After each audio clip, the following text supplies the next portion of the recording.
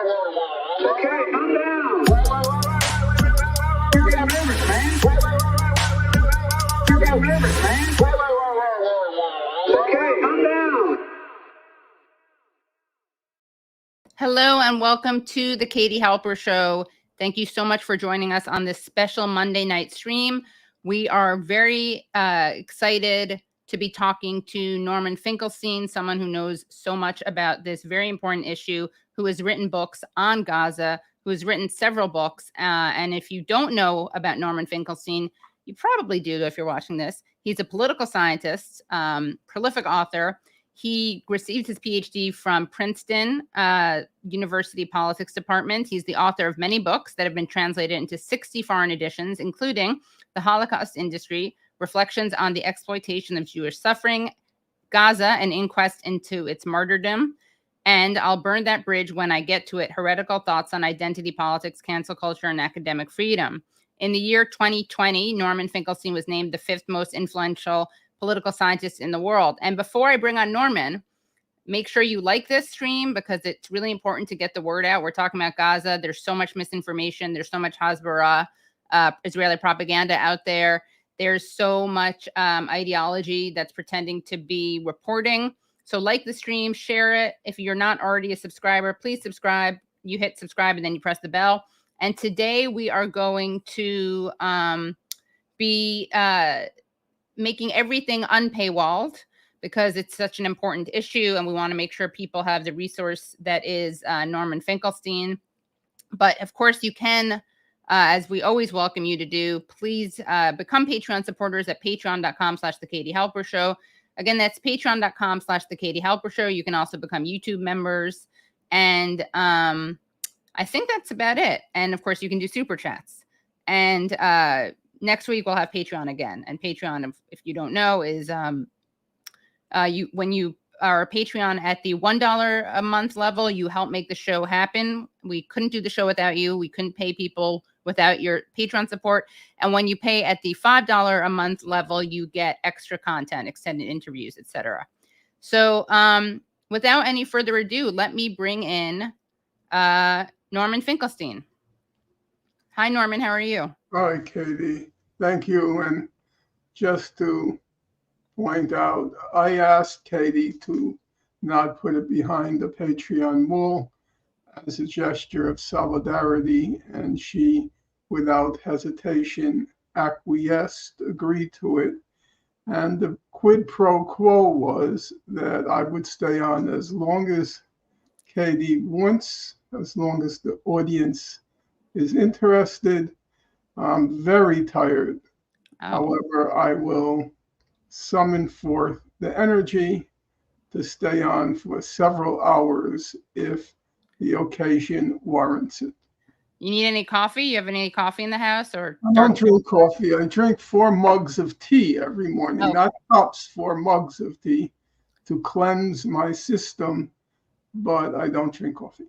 All right. Dark chocolate? Do you ever do dark chocolate? Are you a health nut? Let's just say I eat a clean diet. Okay. Which is probably why I've never been to a doctor or in a hospital except once. Are you sure you're Jewish? I'll tell you the truth. We always have family stories. Because my parents were in the concentration camps, they were absolutely confident that they can cure any illness. They didn't need doctors. So even once my father came home from work and he had 106 temperature. My father was allergic to penicillin, and he was terrified that if he went to a hospital, they would administer penicillin. But that aside, my mother just took charge like a captain on a ship. Go here, go there, go here, go there, to each of the 3, myself and my 2 siblings. And the temperature came down, and here's the Jewish part. The next morning, my father got up at 6 o'clock and went off to work. Wow. That was the kind of ethic I was raised in. And so I was always, to this day, it's a mixture of my parents and Professor Chomsky, both of whom operate as my super ego. Whenever I'm not working, I am just overwhelmed and overcome with guilt. And lately I've been saying, but Norman, in about 10 years, you'll probably be dead. No, So you'll you live have a longer than right 10 years. to take a break. But then the guilt sets in because that's the Jewish home. You have to work. Yeah. And I work before I am. right. And what are your eating restrictions? Well, I am a vegetarian. Okay. And I also try not to eat any packaged food Oh. except chickpeas. Okay. My refrigerator is just filled with plastic bags filled with every kind of vegetable or fruit. Nice. Great. I guess so. I don't know. I'm alive. Yeah. Well, someone puts in, you should get a yearly physical, which is true. I co-sign that. No. Not going to happen? No, Wow. because they'll find something. Right. And then the tests start. I'm not going down that route. Well, you mentioned your parents being in the camps, and I wasn't going to start off the conversation with this, but I am, of course, I can't help but notice how many people are weaponizing the Holocaust to justify their position on what is happening in Gaza right now. And you see people kind of, I would say one side is weaponizing it, and one side is turning it into a teachable moment. I was at a protest on Friday with Jews in Brooklyn outside of Chuck Schumer's house, and they had signs like "Never again is now," "No Jewish apartheid." And then, of course, you have people, including people we'll get to in the show, Israeli officials, very much leaning into the Holocaust to justify their blockade and their collective punishment.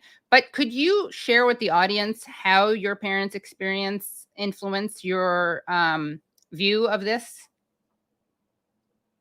I would put it at the most general level, which is illustrated by your experience demonstrating in front of Chuck Schumer's home.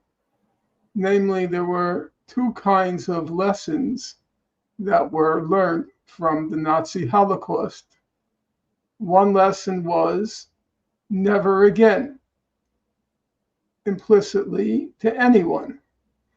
And the other lesson was never again to Jews. And my parents fell on the never again side without qualification.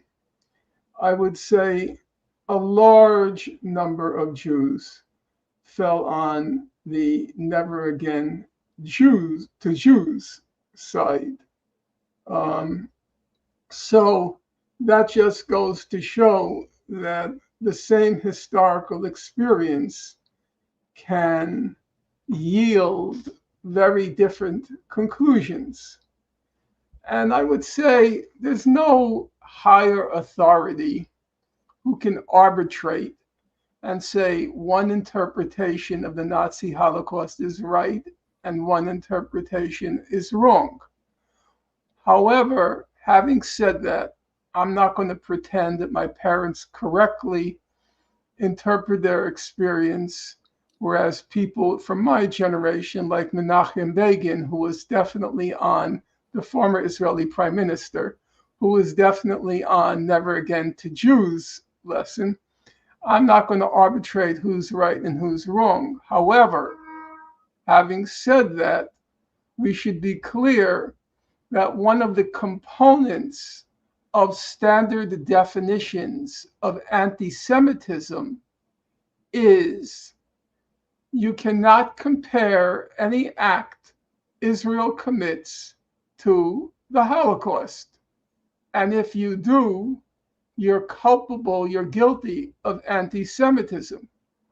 However, it's never said in that definition that when Israel compares its enemies to the Nazi Holocaust, and you've been hearing a lot of that lately coming out of Israel, the most commonplace you hear is this is the worst act committed against the Jews since the Holocaust.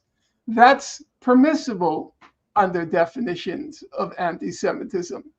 So when you describe the two groups outside Chuck Schumer's home, yes, it's fair, it's legitimate that each should interpret it the way they want. The problem is one group is ipso facto guilty of anti-Semitism by current definitions, whereas the other group is not. If you were to attempt, for example, on a college campus to compare Israel with the Nazis, there are many college campuses now that you'll be sanctioned for that. Right. Well, I would say though, if you allow me, yeah, when former Harvard professor Larry Summers condemned the administration, and this has been going now in the past week, it's been across the United States, where university administrations are being condemned for not condemning what happened on October 7th. And the claim is this administration took a stand in the Ukraine. This administration, meaning college, this college administration took a stand on Black Lives Matter. And they go through the list and then they say you're obligated to take a stand on what happened on October 7th. I would say fair enough if you want to be consistent with the past. However, what about what happened on October 8th until today in Gaza? right. Where is the obligation to also take a stand on that? Nobody says that. Right, of course. But also, wouldn't you say, well, two things I would say. One is, I think that if we can call the two groups, let's say group A are the never again for anyone, and group B are the never again for Jews. Mm-hmm. Doesn't group B actually, so group B, you're saying, accuses group A of being anti-Semitic, ipso facto, definitionally, right? But you could argue, and I would argue, that group B, in constantly claiming that criticism of Israel is anti-Semitic and constantly conflating Zionism with Jewishness, they're perpetuating an anti-Semitic trope. Because the people who equate Jews and Zionists are people like very anti-Semitic, raging anti-Semites who use the term the Jew and the Zionist interchangeably, and then people like AIPAC and the ADL. Well, what I would say is, if you insist that every act Israel commits should be defended by Jews, that they have an obligation to defend every act committed by Jews because Israel is a Jewish state, then you end up perpetuating the idea that, for example, Jews support, right now you'd have to say support genocide. If we're obliged, because it's a Jewish state, to defend what's going on now, to my memory, except when I was a youth, but to my memory in my adult life, I do not recall ever using the term genocide to describe what's going on in the world. I do remember, and you can look at it up later, that Professor Chomsky, during the Vietnam War, in particular at its peak of brutality, and brutality is not the right word, at its peak of monstrosity. He didn't join the Vietnam. You mean he joined the protests? Professor Chomsky? Yeah. Oh, he was very active. Right, but you said joined the Vietnam War. Oh, well then I misspoke.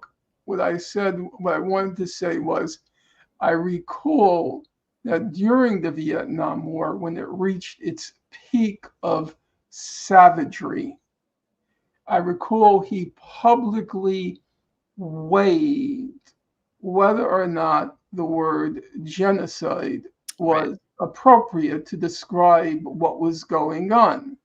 And he recoiled a little because he's sensitive to language. But on the other hand, he felt the situation warranted it. And so, as I said, he was somewhat equivocal, but certainly leaning towards using it. In the same way, if you have a state now which makes these two statements, the Prime Minister, Netanyahu, he says we have to prepare for a long war. And then the Defense Minister says we are cutting off all food, water, electricity, and fuel to Gaza. So if you put those two statements together, they're relatively simple statements. So what the Israeli government is saying is, for a sustained period of time, no food, water, electricity, or fuel will be accessible to the people of Gaza, of which 2 million, the population is roughly 2.1 million, and of whom half, 1 million, are children. Now, for those who are familiar with aspects of the Nazi Holocaust, the figure of 1 million children has a certain sacred quality to it because the Nazis exterminated 1 million children. Of the 5 to 6 million who were killed, the usual estimate for the number of children killed was 1 million. Now, I find it very hard, given what the Prime Minister and Defense Minister said, that I find it very hard not to use the word genocide to describe what the plan is. Now, it's said that a couple of days ago, or yesterday, Joseph Biden sent a message to Israel that it has to let water in. Now, I'm not sure at this point whether Israel has, so to speak, honored the Biden request, but that's what you might call an amendment imposed by the United States. It ordered Israel, you have to let water in. But the actual Israeli plan, as laid out in broad daylight, if that's their plan, and there's no reason to doubt it, as I said, it's in broad daylight, we don't have to look behind closed doors. That's a plan of extermination. And I don't see how anyone, any rational person, can get around that fact. That is a genocidal plan. Yeah, in fact, we have a clip of the president of Israel making comments, Isaac Herzog. He said this at a press conference on Friday. And let's hear what he had to say. Operating militarily according to rules of international law, period. Unequivocally. It's an entire nation out there that is responsible. It's not true. This rhetoric about civilians not aware, not involved, it's absolutely not true. They could have risen up, they could have fought against that evil regime which took over Gaza in a coup d'etat. But we're at war. We are at war. We're at war we are defending our homes. We're protecting our homes. That's the truth. And then when a nation protects its home, it fights. And we will fight until we'll break their backbone.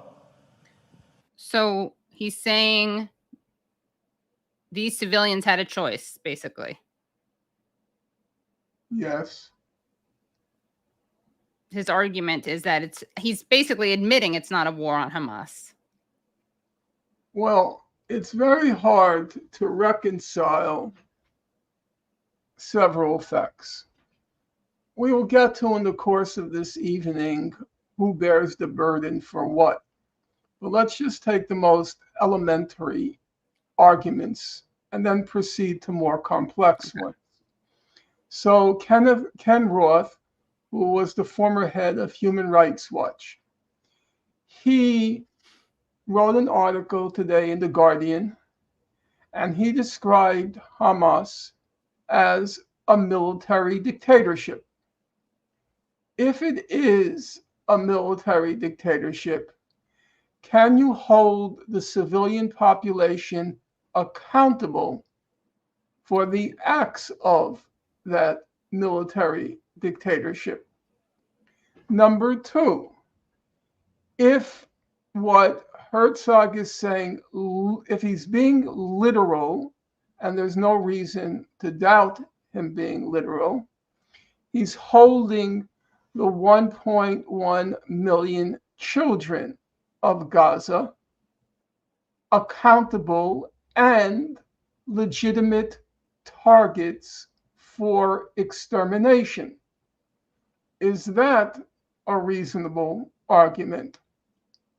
Let's now look at the other side, because that's the more interesting question, in my opinion. Hamas, we can agree, and I don't have any problem saying it, it is a repressive regime, and there's little room for dissent. However, the same cannot be said about Israel. For the Jewish population in Israel, we're going to leave aside the Palestinian population of Israel. For the Jewish population of Israel, it's a relatively open society. There is a certain amount of dissent that's clearly tolerated. In fact, Amira Haas, the correspondent for Haaretz newspaper, it's the most distinguished newspaper. It's not a mass seller, but it's a distinguished newspaper. And Gideon Levy, another columnist for Hamas. Haaretz. I'm sure there are a lot of people in Israel calling him a correspondent for Hamas, though. Yeah. But you didn't mean to do that. Gideon, if you're watching this, forgive me. Both of them wrote quite hard-hitting columns initially when the horror of October 7th became apparent. They wrote pretty hard-hitting columns, and they were allowed to. They were able to. So here's the point. Israel has conducted, at least at this point, about a dozen brutal operations against Gaza. The best known ones are Operation Protective Edge in 2008-9, Operation Cast Lead in 2008-9, Operation Protective Edge in 2014. Then there was the assault on the Mavi Marmara, and there are many more. Okay? Now, Israel is a democratic society for its Jewish population. Right. The caveat. You look at the polls, each and every one of Israel's murderous operations, which hopefully we'll get to later, is supported by 90% of the population. It's usually about 92% of the population. Okay? So we can say that Israel's murderous operations against the people of Gaza, which left in the 2008-9, it left 1,200 people dead, 350 of them children, 6,300 homes flattened, the entire infrastructure destroyed. In 2014, Operation Protective Edge, it left 2,200 Palestinians dead, 550 of them children, 18,000 homes destroyed. Now, those operations in an open democratic society were supported by about 90% of the population. By Mr. Herzog's reasoning, certainly if the people of Gaza are held accountable for the actions of a military dictatorship, then the people of Israel must be held accountable for the actions of the democratic government which it has voted into power. That being the case, now I'm not saying I believe it, but that being the case, by President Herzog's standard, everybody who was killed on October 7th. Now, I know how this is going to be distorted on the web, so I'm going to repeat myself. I am not saying this is my opinion. I am simply applying the logic of President Herzog. If everybody in Gaza is accountable for the actions of a government that's a military dictatorship, then, and therefore a target of extermination, that's what Mr. Herzog said, then everybody, every Israeli who was killed on October 7th must also be a legitimate target by Hamas and whoever else committed those atrocities on October 7th. I don't see, if there is an error in my reasoning there, I would be very interested. You have listeners there. I suppose quite a few don't like what I just said. That's just an exercise in basic logic. What do you think the response would be from the Israelis if you said it to them, to the Israeli government, from the Israeli government? Oh, they would say we were acting in self-defense. That's what they would say. And then I would say, Gaza, you'll allow me just go, I'm going to get to how I would respond at the end. This is going to be a little bit a long excursus. That means that's a fancy word for digression. Right. Okay. Very, very Jewish. Thank you. And by the way, everyone, because we're not doing any Patreon, I'm really glad all these people are watching this. Please like this stream and subscribe, but like this stream because we want people to come over and hear what Norman is saying. It's a very easy thing. You literally just do the thumbs up. Okay. Okay.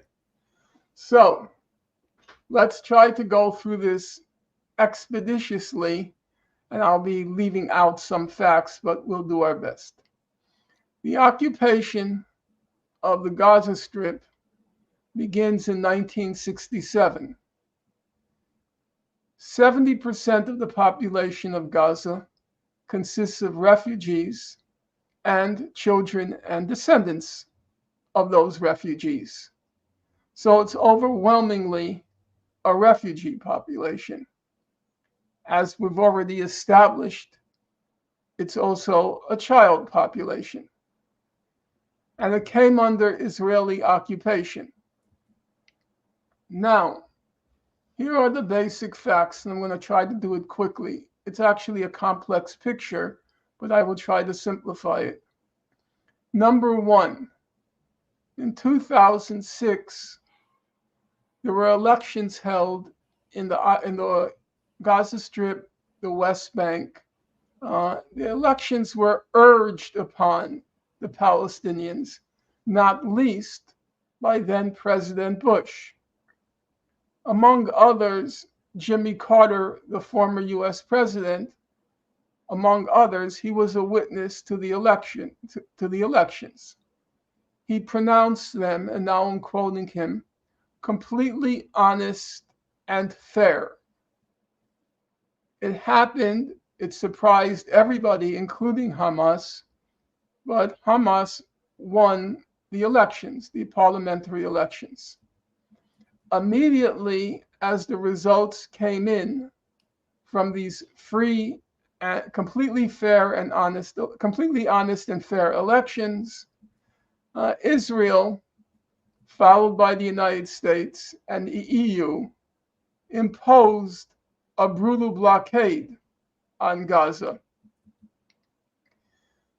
From there on in, that's when Condoleezza Rice said, what we're seeing are the birth pangs of a new democracy. Did she say, I don't remember that statement. I know she said in 2006, when there was the war in Lebanon. She said, we're seeing the birth pangs of a new Middle East. Now, it's possible she said that, what you just called, but I Right. don't recall that statement. In any event, without going into the details, which your listeners later on can probe me on, since 2006, there has been this brutal blockade on Gaza. Nobody can go in, nobody can go out, with the rarest of exceptions. Gaza is 25 miles long, 5 miles wide. What does that mean? The 5 miles wide, if you're a New Yorker, and some of your listeners will probably be New Yorkers, 5 miles is the distance from NYU to Columbia University. NYU on West 4th Street, Columbia University on 116th Street. That's the width of Gaza. The length of Gaza is 27 miles, 25 miles, excuse me. It's shorter than a marathon. So if you can picture in your mind a marathon as the length and the width, the distance from NYU to Columbia, that's Gaza. Gaza is among the most densely populated areas in the world. It's more densely populated than Tokyo.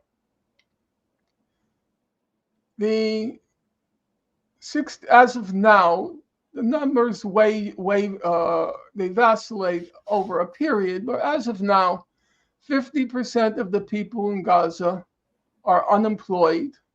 Among youth, which is predominantly the folks who broke through the gate, the unemployment rate is 60%.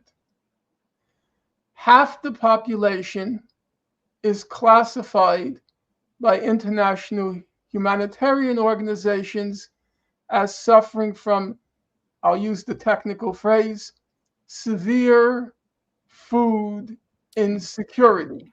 Right. So the picture I just described has more or less endured, that more or less picture has endured for 2 decades.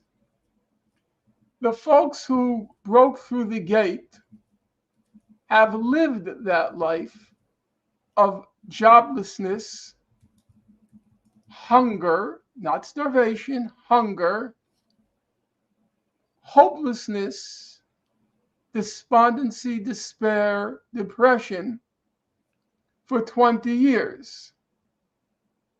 A large part of that population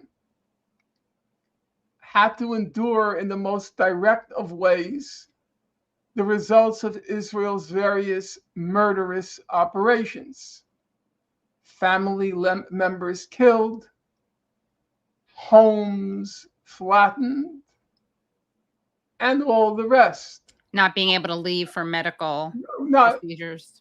As I said, with the rarest of exceptions, nobody goes in, nobody goes out.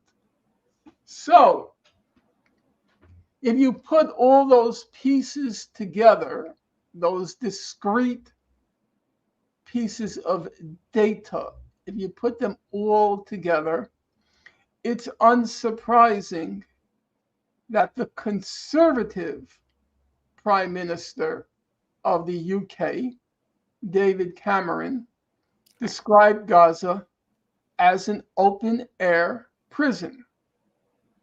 One of Israel's eminent sociologists, Baruch Kimmerling, from the Hebrew University, he described Gaza as, quote, the largest concentration camp ever.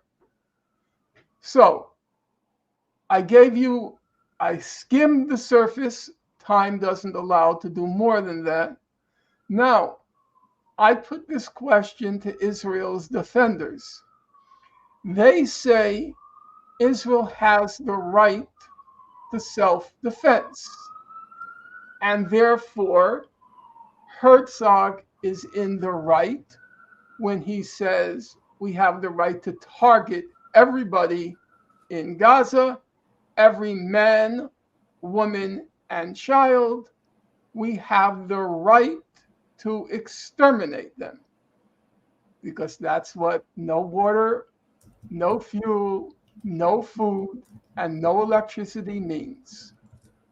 I don't think even Israel's defenders can dispute. Now, remember, the last major Israeli Operation Protected Edge, lasted 51 days.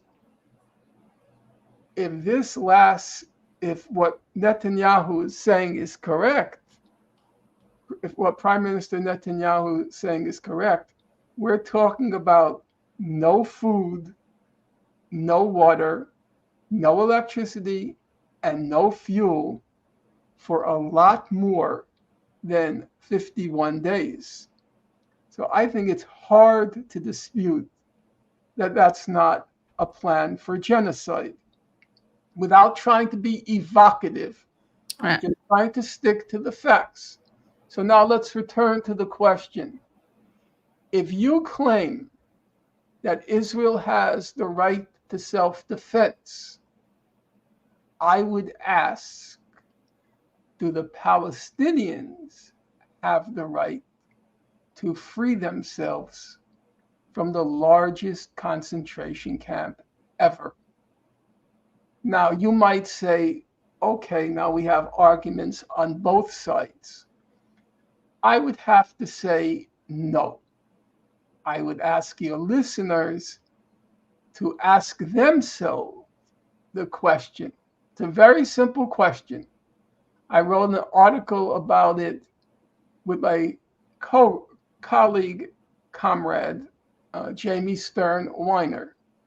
The title was, you can find it somewhere in Jacobin. The title was, it was in 2018 during the Great March of Return, when the Palestinians tried nonviolently to break the siege.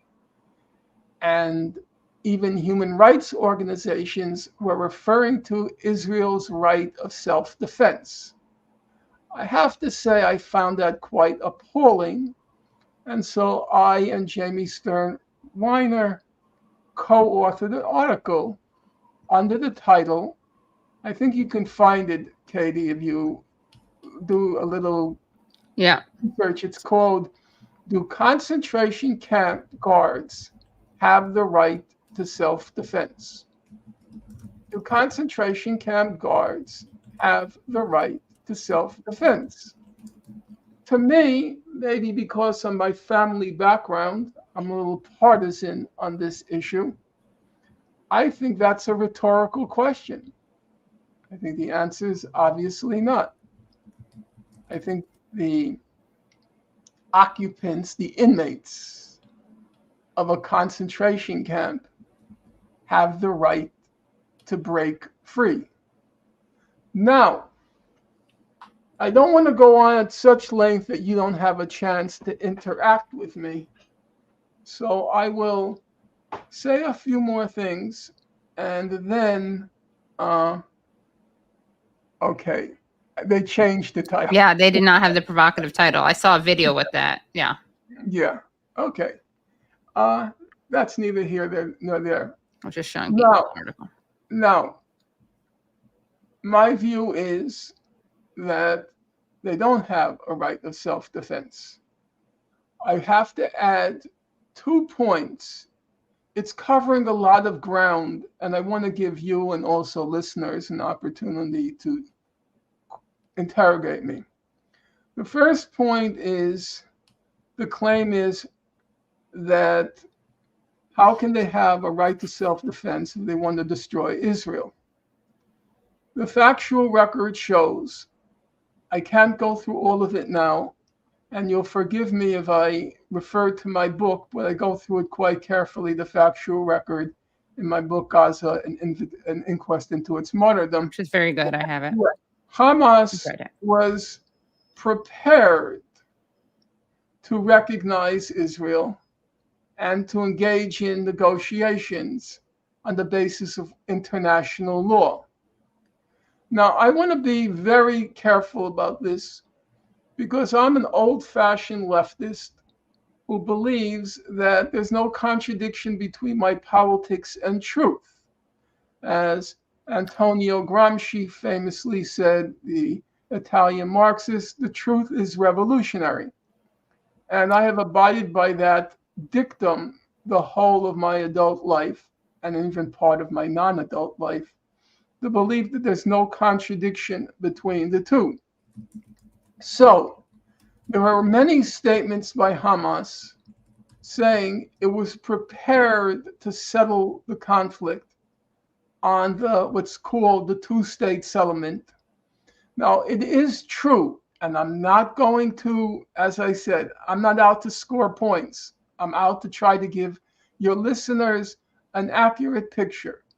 It is true that Hamas insisted that as part of the two-state settlement, it had to include the right of the Palestinian refugees to return to Israel. And I'm perfectly, even though that's legally a correct position, I recognize as a practical matter, it raises serious issues.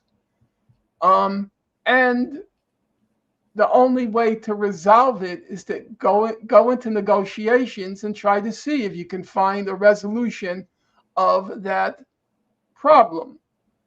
I shouldn't call it a problem, a resolution of that issue.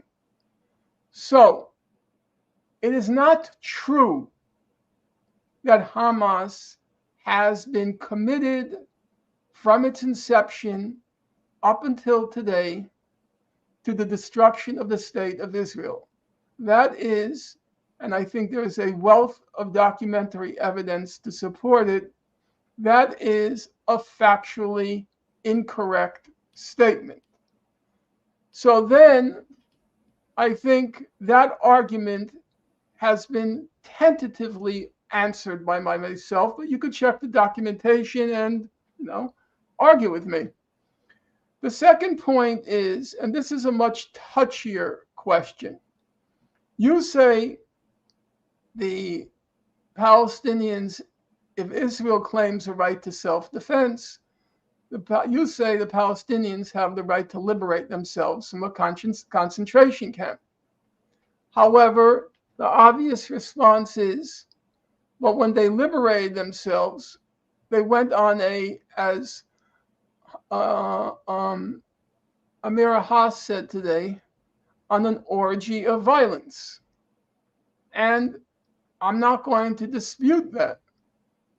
And I will confess to you, I'll speak candidly to you, that when the events of October 7th occurred, initially, you will recall, it was very unclear what happened. We knew there was a breakthrough in the fence. We knew civilians had been killed. The numbers were put at approximately 50 on the first day. We didn't know if Israel had exaggerated that figure, but there was clearly a significant number of people killed. And from that moment, and then thereafter, when more information became available, I would say, honestly, I was very torn about what verdict to render on these events. I want to distinguish for you listeners, there's the factual side, what exactly happened. And by the second or third day, it was clear something horrendous had happened. In other words, not just breaking through the fence, more Correct. than, yeah. Yes, there was, as Amira Haas said, an orgy of violence. There's no question about that. So the factual side, obviously we don't know all the details, and there are a lot of details to know. Whether that was an order by Hamas or whether the militants went mad, they're settling the score. How many were Hamas? How many were other people who broke through the fence and just decided to exact revenge? We don't know the details, but we know enough, okay? And we're not going to argue that. We're not going to argue it. I'm not going to try to find extenuations in the facts. I will accept, as I said, an atrocity of significant magnitude occurred. That's a factual question. But then comes the more complicated question. It's the moral judgment. And here I will acknowledge my fallibility. I have, over the whole of my adult life, since June 1982, I've invested myself in the Israel-Palestine conflict. And now as I look back, my life is coming to an end. It's on, I'm on the downside of the curve after midnight. And it was a huge investment of my life. I'm not trying to be a martyr about it. I'm just being factual about it. And in this, you were denied tenure because of it. No martyrdom, if you can. I'm just giving people a sense of it. Yeah. What's happening? Yeah. Smeared, very much smeared. Yeah. Yeah. In a kind of division of labor developed between myself and Professor Chomsky, it wasn't formalized, but informally it was there. Namely, I was a very conscientious, fastidious, assiduous researcher. I collected the evidence to make the case, but I always deferred to Professor Chomsky for the moral judgment. Professor Chomsky was steeped, besides 10,000 other disciplines, he was steeped in moral philosophy, and also not just the Western tradition, in the Hebrew tradition. His father was a famous Hebraist, so I attached a huge amount of weight to his moral judgment. Number one, because of his sheer immersion in all of the relevant moral precepts and philosophical depth, not just precepts, and also because he's clearly a very morally serious person.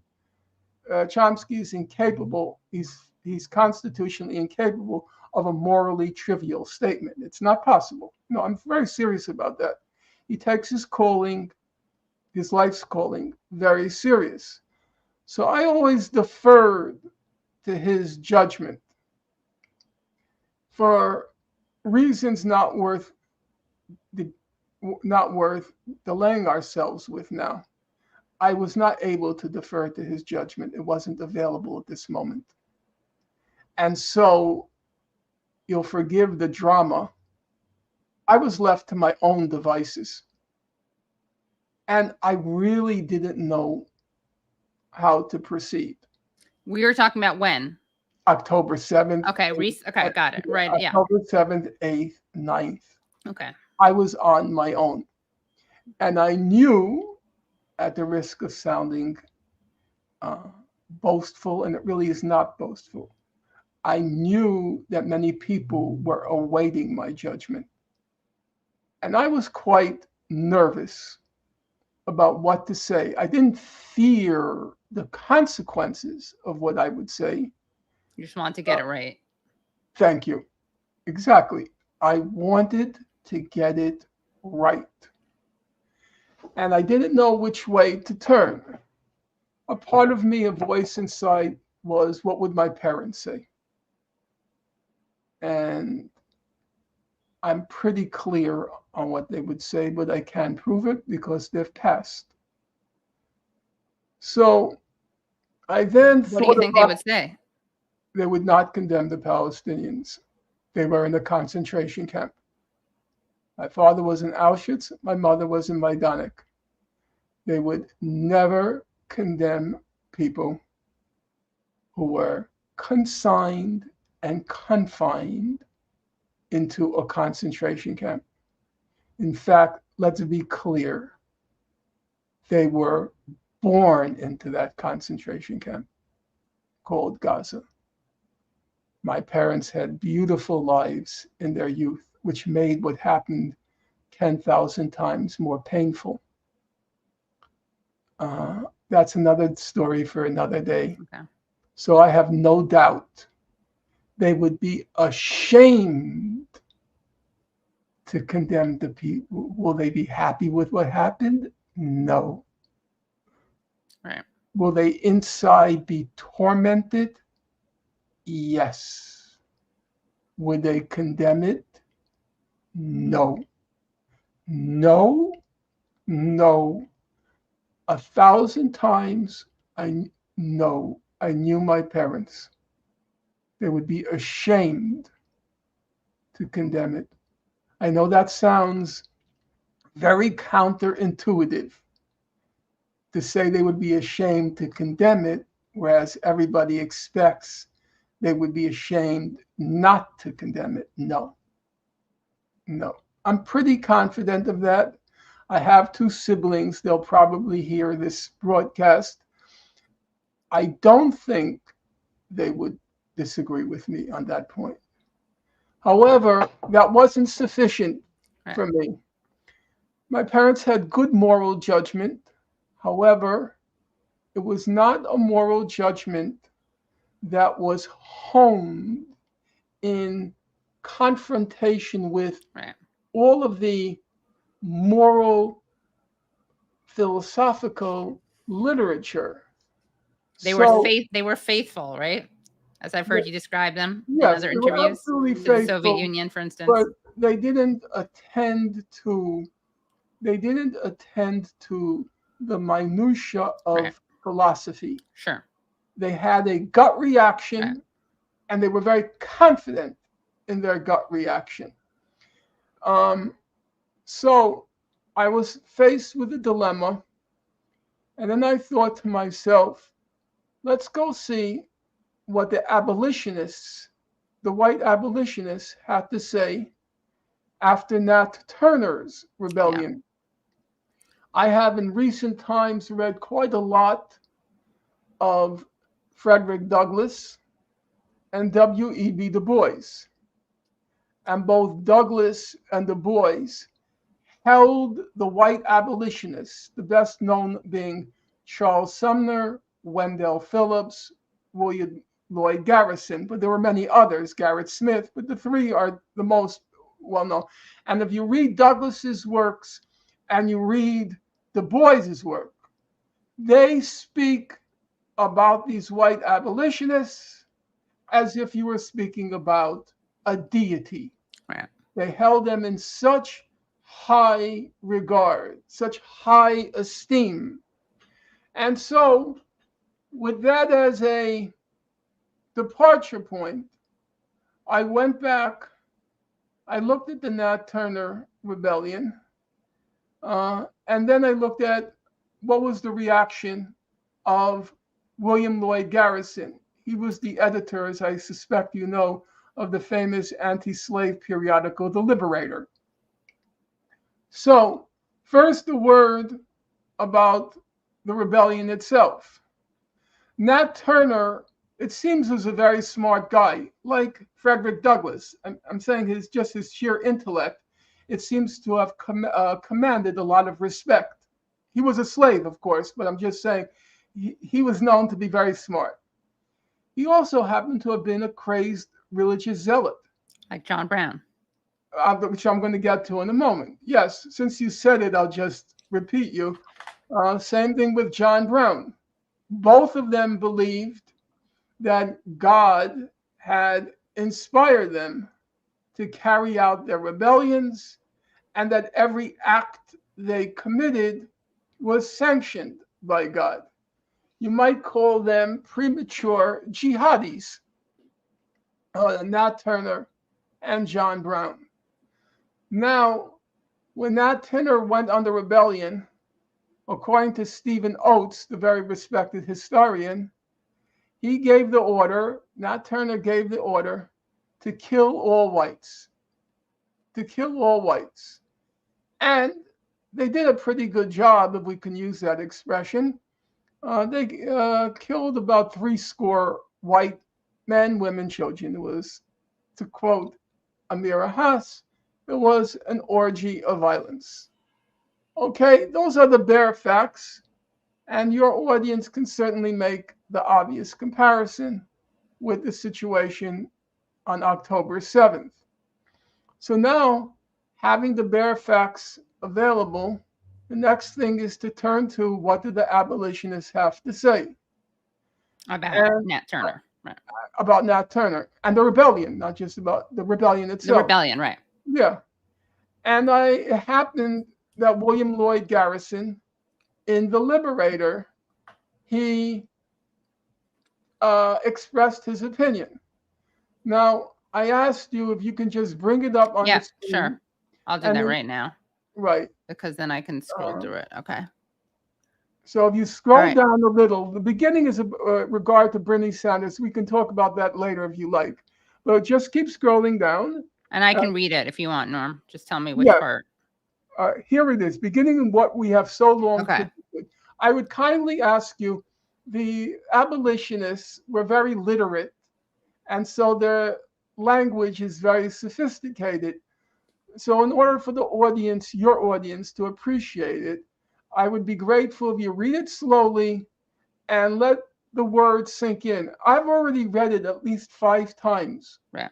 because it was so important to me to see how a moral judgment, a proper moral judgment, is formulated. So if you Okay. begin with what we have so long predicted, this is Okay. Garrison speaking. William Lord Garrison. Okay. What we have so long predicted, at the peril of being stigmatized as an alarmist and disclaimer, has commenced its fulfillment.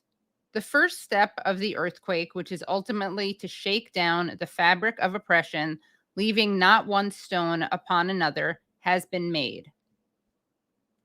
The first drops of blood, which are but the prelude to a deluge.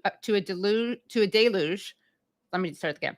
The first drops of blood, which are but the prelude to a deluge from the gathering clouds, have fallen. The first flash of lightning, which is to smite and consume, has been felt.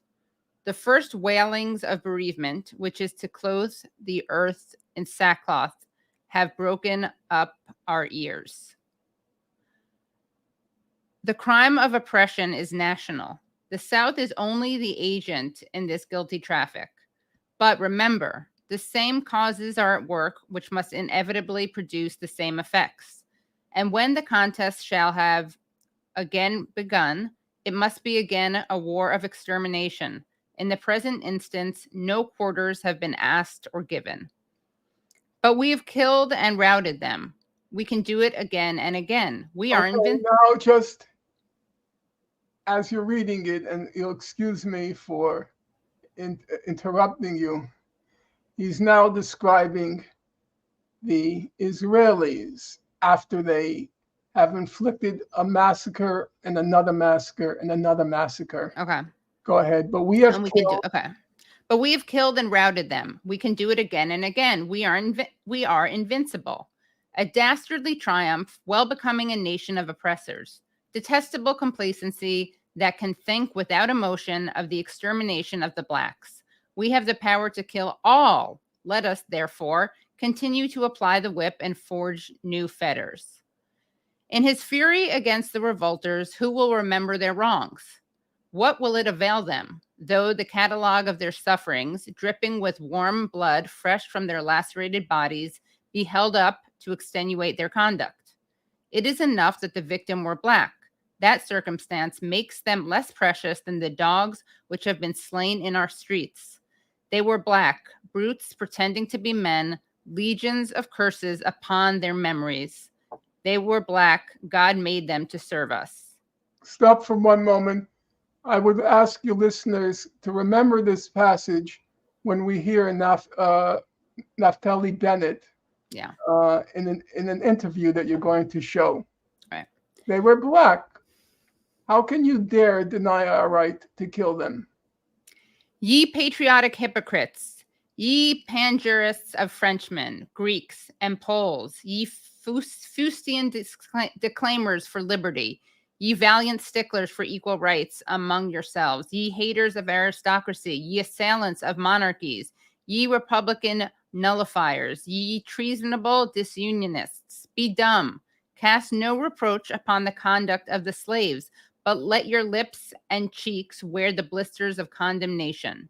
Yes, he's saying you condemn, you praise the heroism of the French. Right. You praise the heroism of the Greeks. And their equal You rights, right? praise the heroism of the Poles.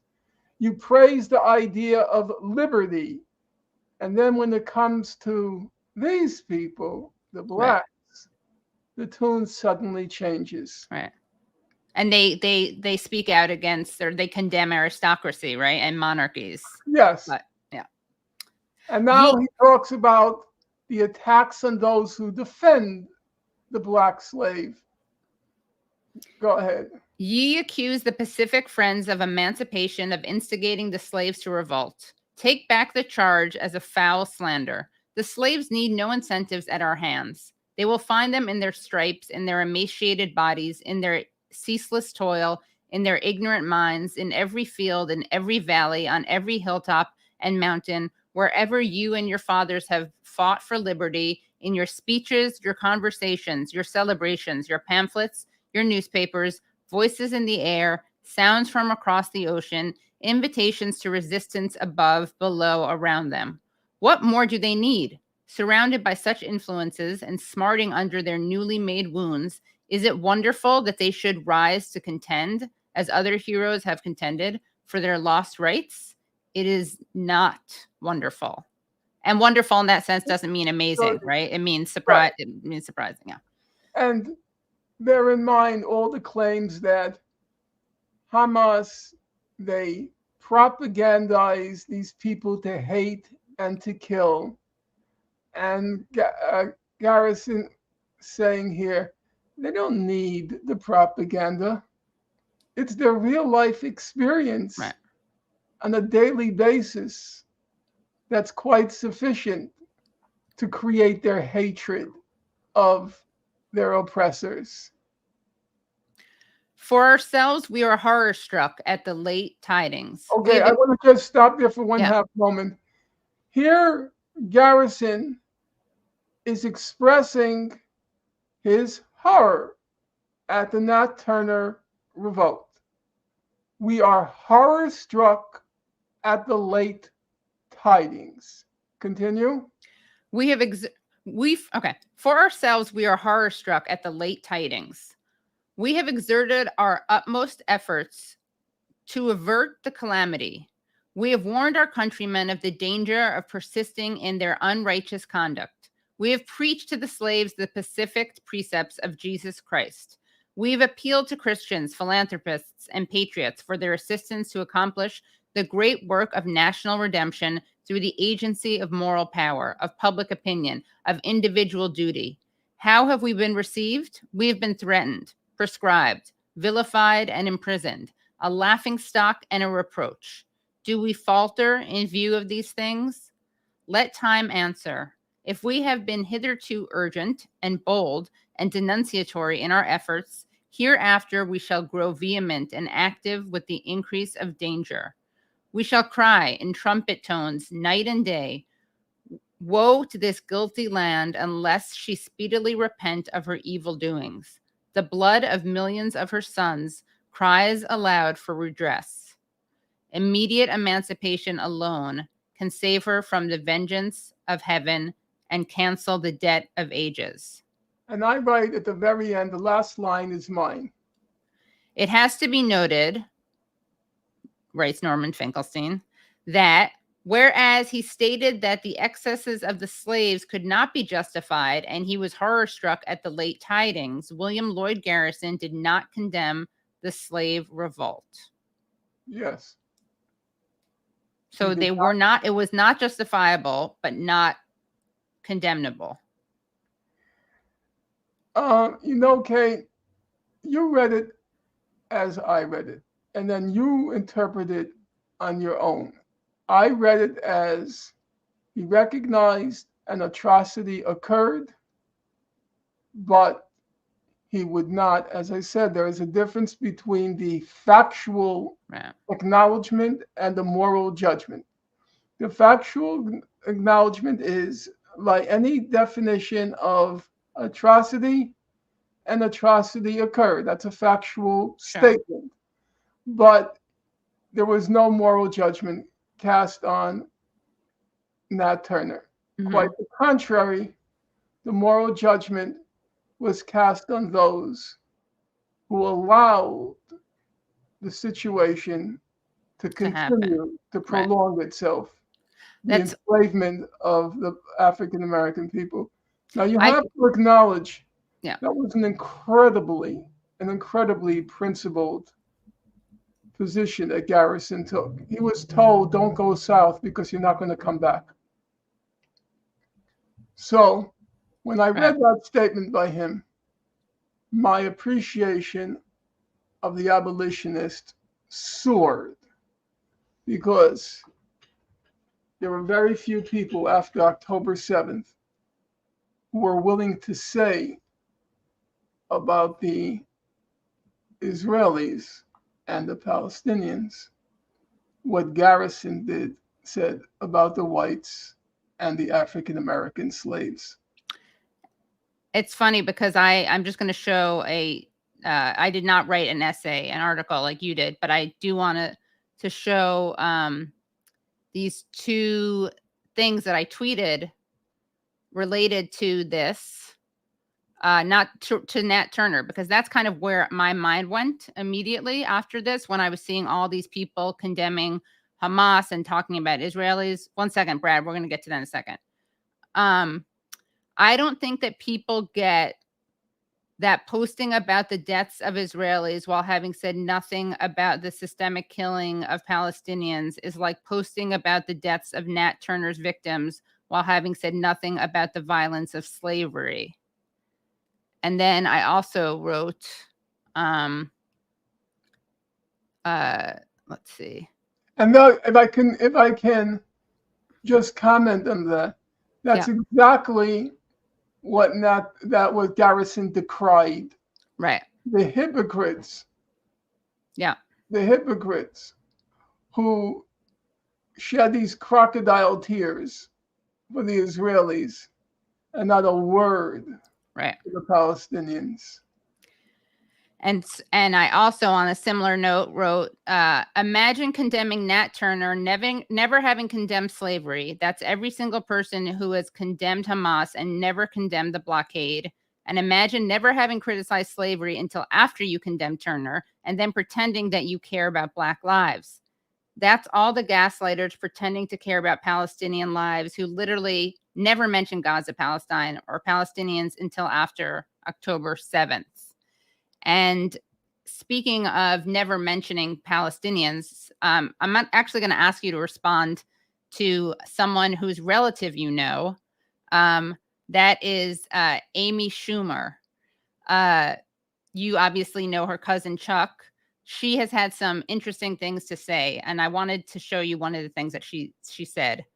So let's look at this statement that she made, because she was tweeting a lot about it, Gaza and Israel. So before we show what she said, Brad, let's show her the advanced Twitter search that I did. So I did an advanced Twitter search, and if you click on that one, you'll see no results for Palestine or Palestinian or Palestinians or Gaza. So she's never in her life tweeted about them. And yet this is something that she posted on Instagram. First, they came for LGBTQ, and I stood up because love is love. Then they came for immigrants, and I stood up because families belong together. Then they came for the Black community, and I stood up because Black lives matter. Then they came for me, but I stood alone because I am a Jew. Well, there are two obvious comments. It seems they never came for Palestinians in her list of everybody they came for, which kind of proves the point that they're not worthy of being protected. It's not as if the Palestinian issue is hidden. It's not concealed, but it never even occurred to her to include in her list of victims Palestinians. That's the first point. The second is, I think it's a wee bit of an exaggeration to say that she stood alone. Amy, please, I plead with you, try to get out of your navel.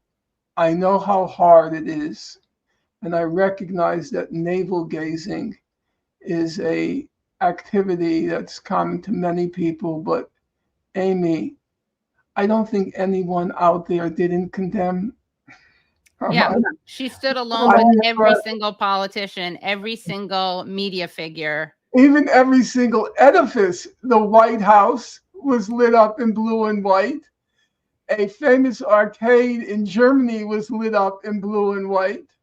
And Something this in Auckland, New Zealand. solipsistic, navel-gazing, self-absorbed person, Schumer, a Schumer. right, thinks that she is so heroic, so courageous, so brave, standing alone for the Jews. It's so pitiful. It's so pitiful. You're alone, Amy. You're alone. You're about alone as a person standing at Times Square on New Year's Eve. You're alone. It's just wretched. It is wretched. I'm not going. Go ahead. Well, the reason it's wretched is it would be one thing if it kind of stopped there as just a self-absorption, but it's a self-absorption that is used to stop any conversation about what is now being done in the name of Jews. What she did was she went through every liberal issue. Right. LGBTQ, blacks, immigrants. She went through every liberal issue, which kind of gave her hand away.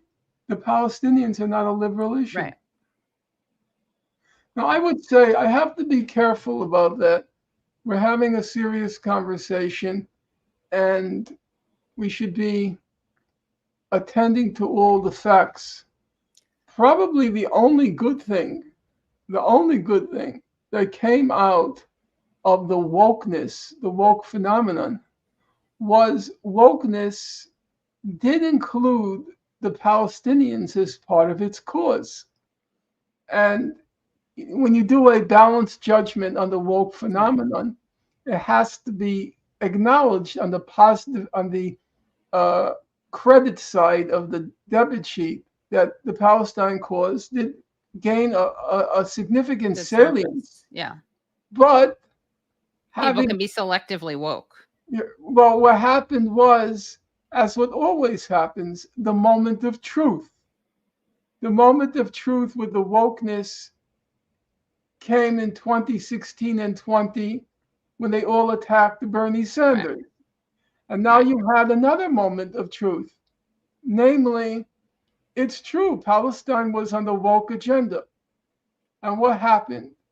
First, AOC used her platform, her undeserved platform, to attack the demonstrators at a demonstration, to express her horror and shock at what happened on October 7th. And then, it was AOC, I forgot, and Ilhan Omar. All the focus was on the people who were killed. That's perfectly justified to spotlight the innocents who were killed. But what about using the occasion, right, exactly at the risk of sounding like a broken record, exactly as William Lloyd Garrison did? Right. Read his statement.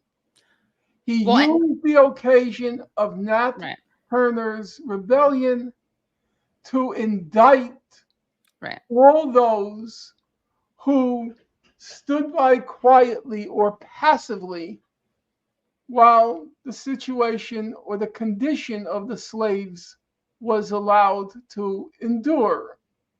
So there, to me, it's a spotlight on that great tradition of which I feel part, and of which the abolitionists is part of my tradition, I remember when Dr. Cornel West was asked to comment, or he himself took the initiative to comment on my book.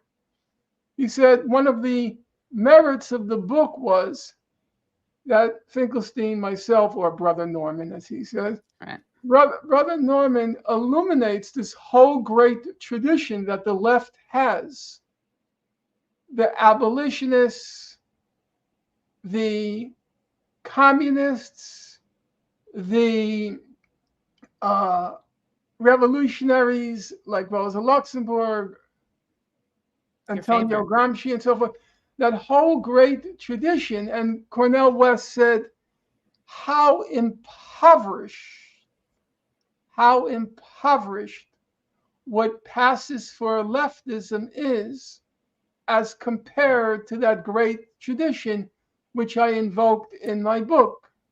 And that's how I feel when I compare the AOCs, the Ilhan Omars, to a William Lloyd Garrison, for whom, and let's be clear, it took raw physical courage for Garrison to write something like that. Did it take any courage whatsoever, a jot, an iota, for AOC to attack the demonstrators against what was happening in Gaza? No.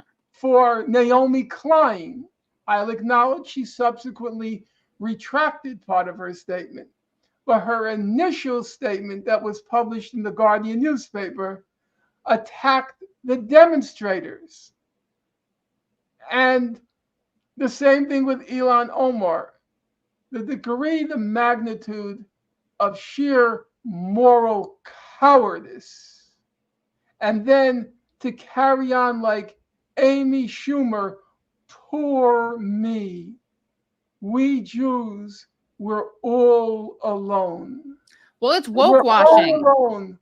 Unlike the 2.2 million people in Gaza who've languished in the concentration camp for 2 decades. Israel does a lot of, I came up with this term, woke washing. I didn't come up with it for Israel per se, but I did come up with the term woke washing. I should have patented it. But when you use wokedom to cover up actual problematic things. So Israel is like expert at this because they're always pink washing, but their general genre of it is woke washing. And so people like Amy Schumer are very good at using this language of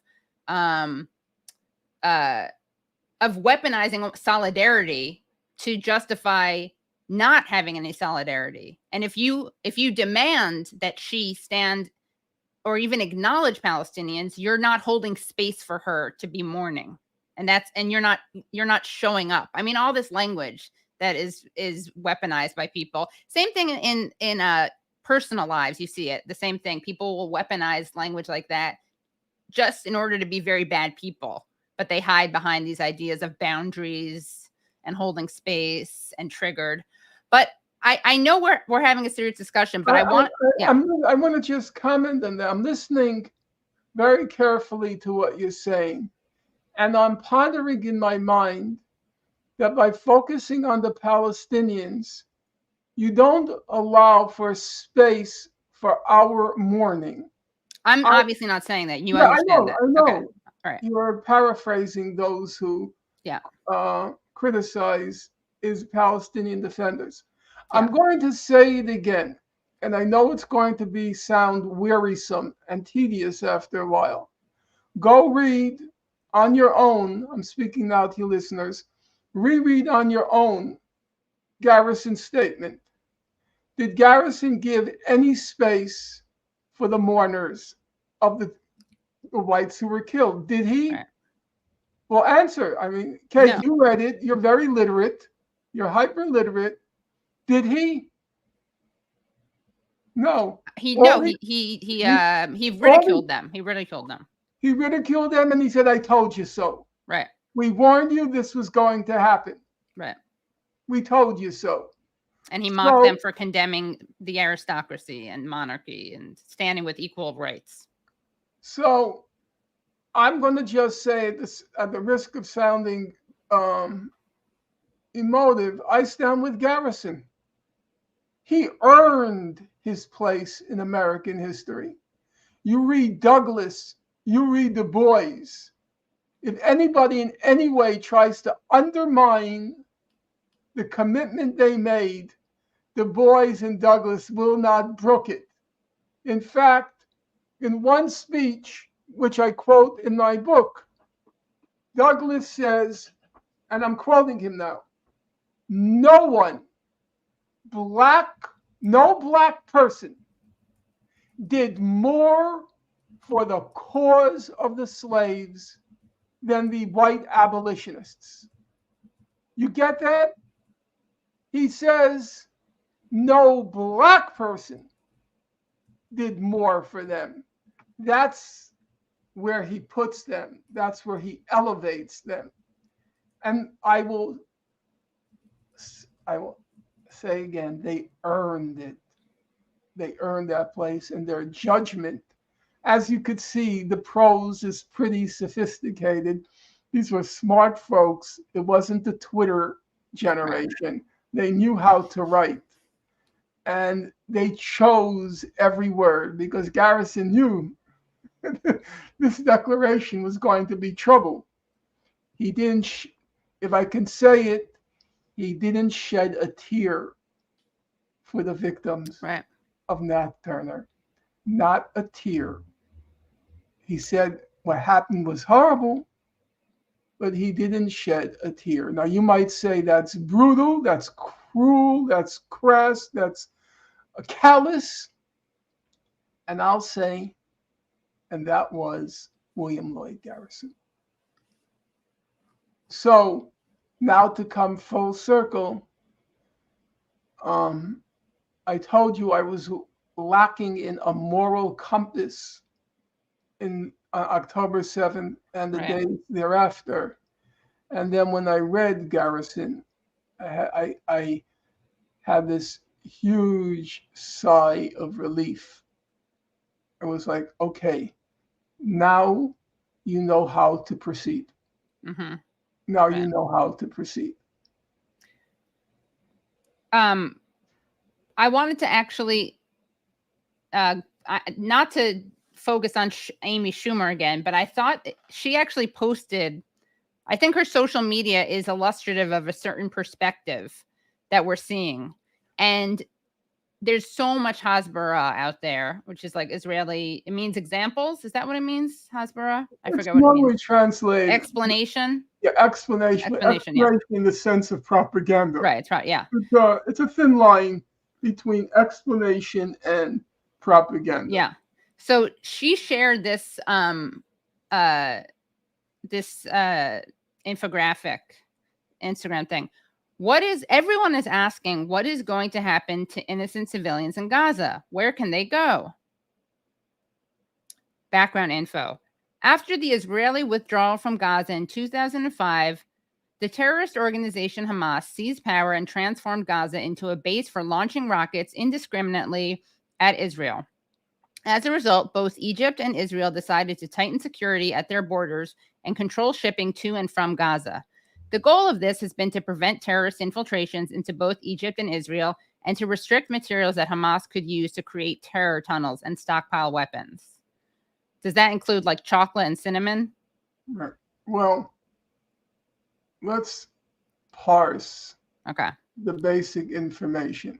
Should we do the whole thing or one side at a time? I would say just read the first where it says background info.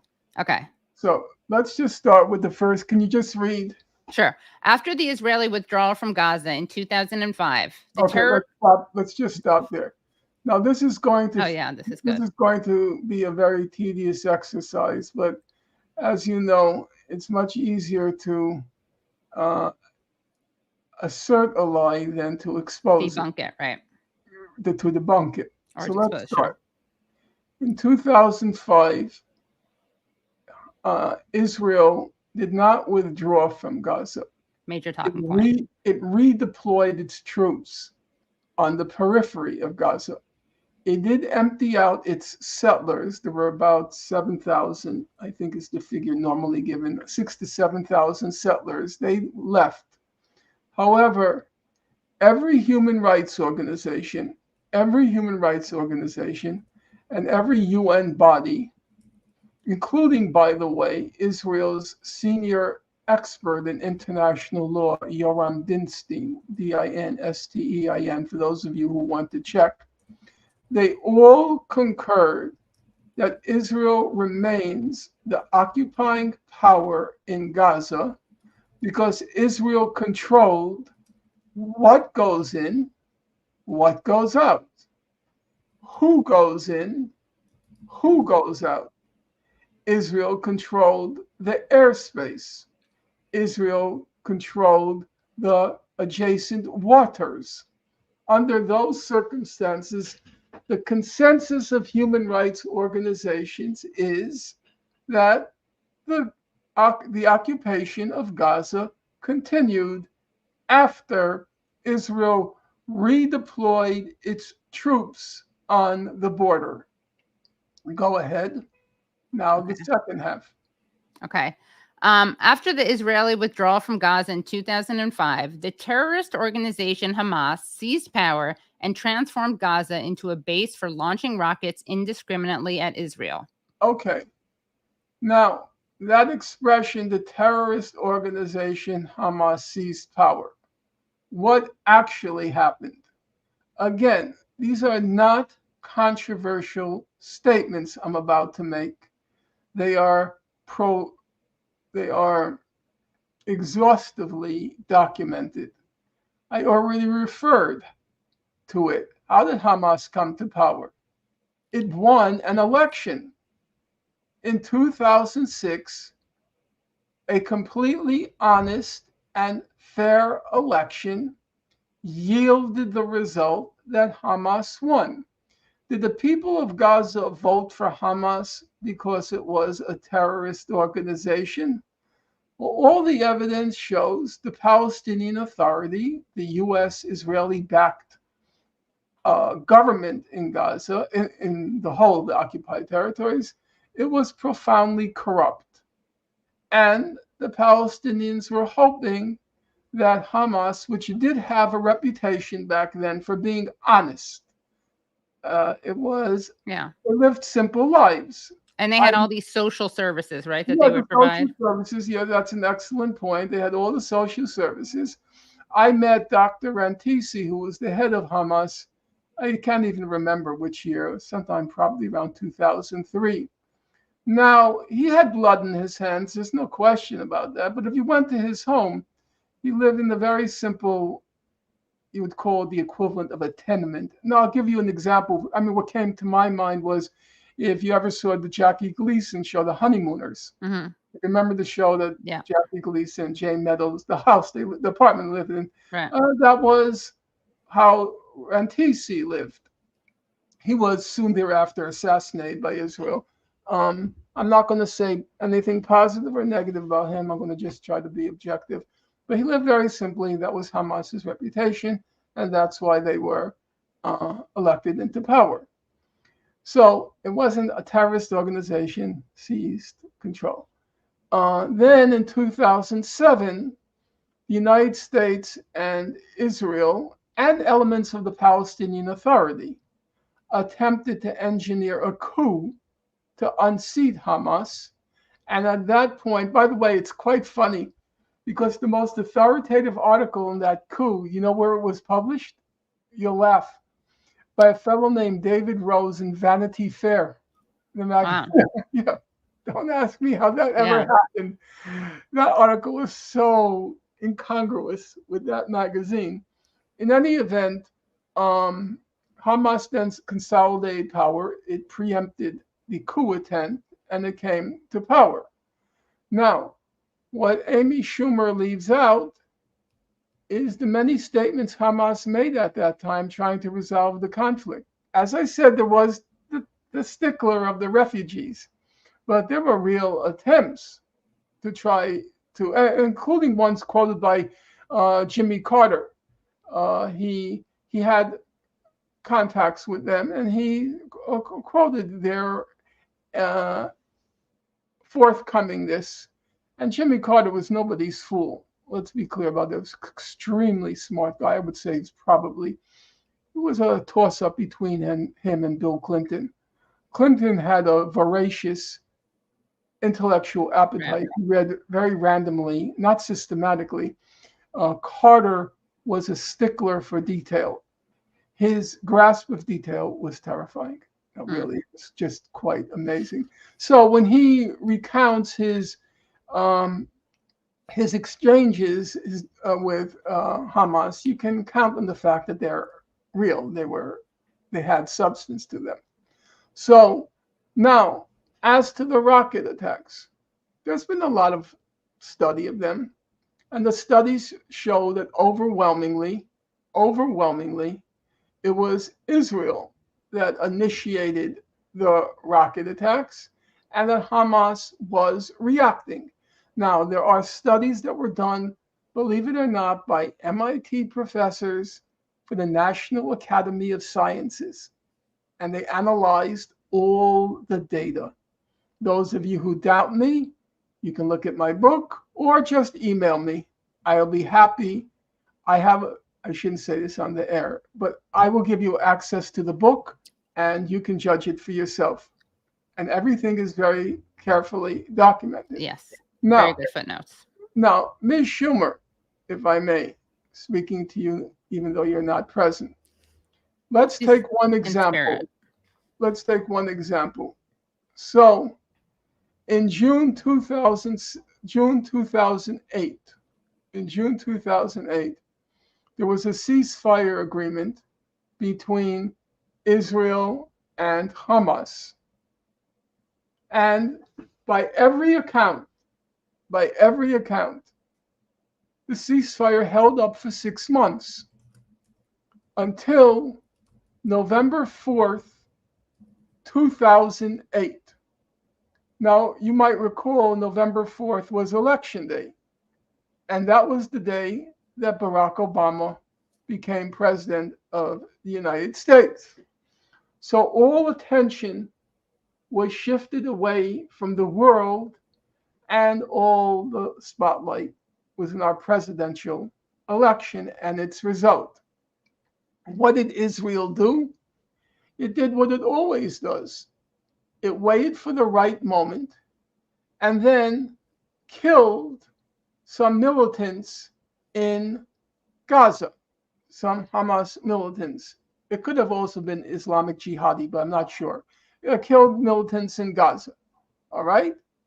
Then Hamas retaliated. Everybody, go back and look at Amnesty International. Everybody agrees the ceasefire broke down on that date, and it was Israel who initiated the attack. Now, here's an interesting question. Why did Israel initiate the attack? Why did it want a breakdown in the ceasefire? And here, the record is also very clear.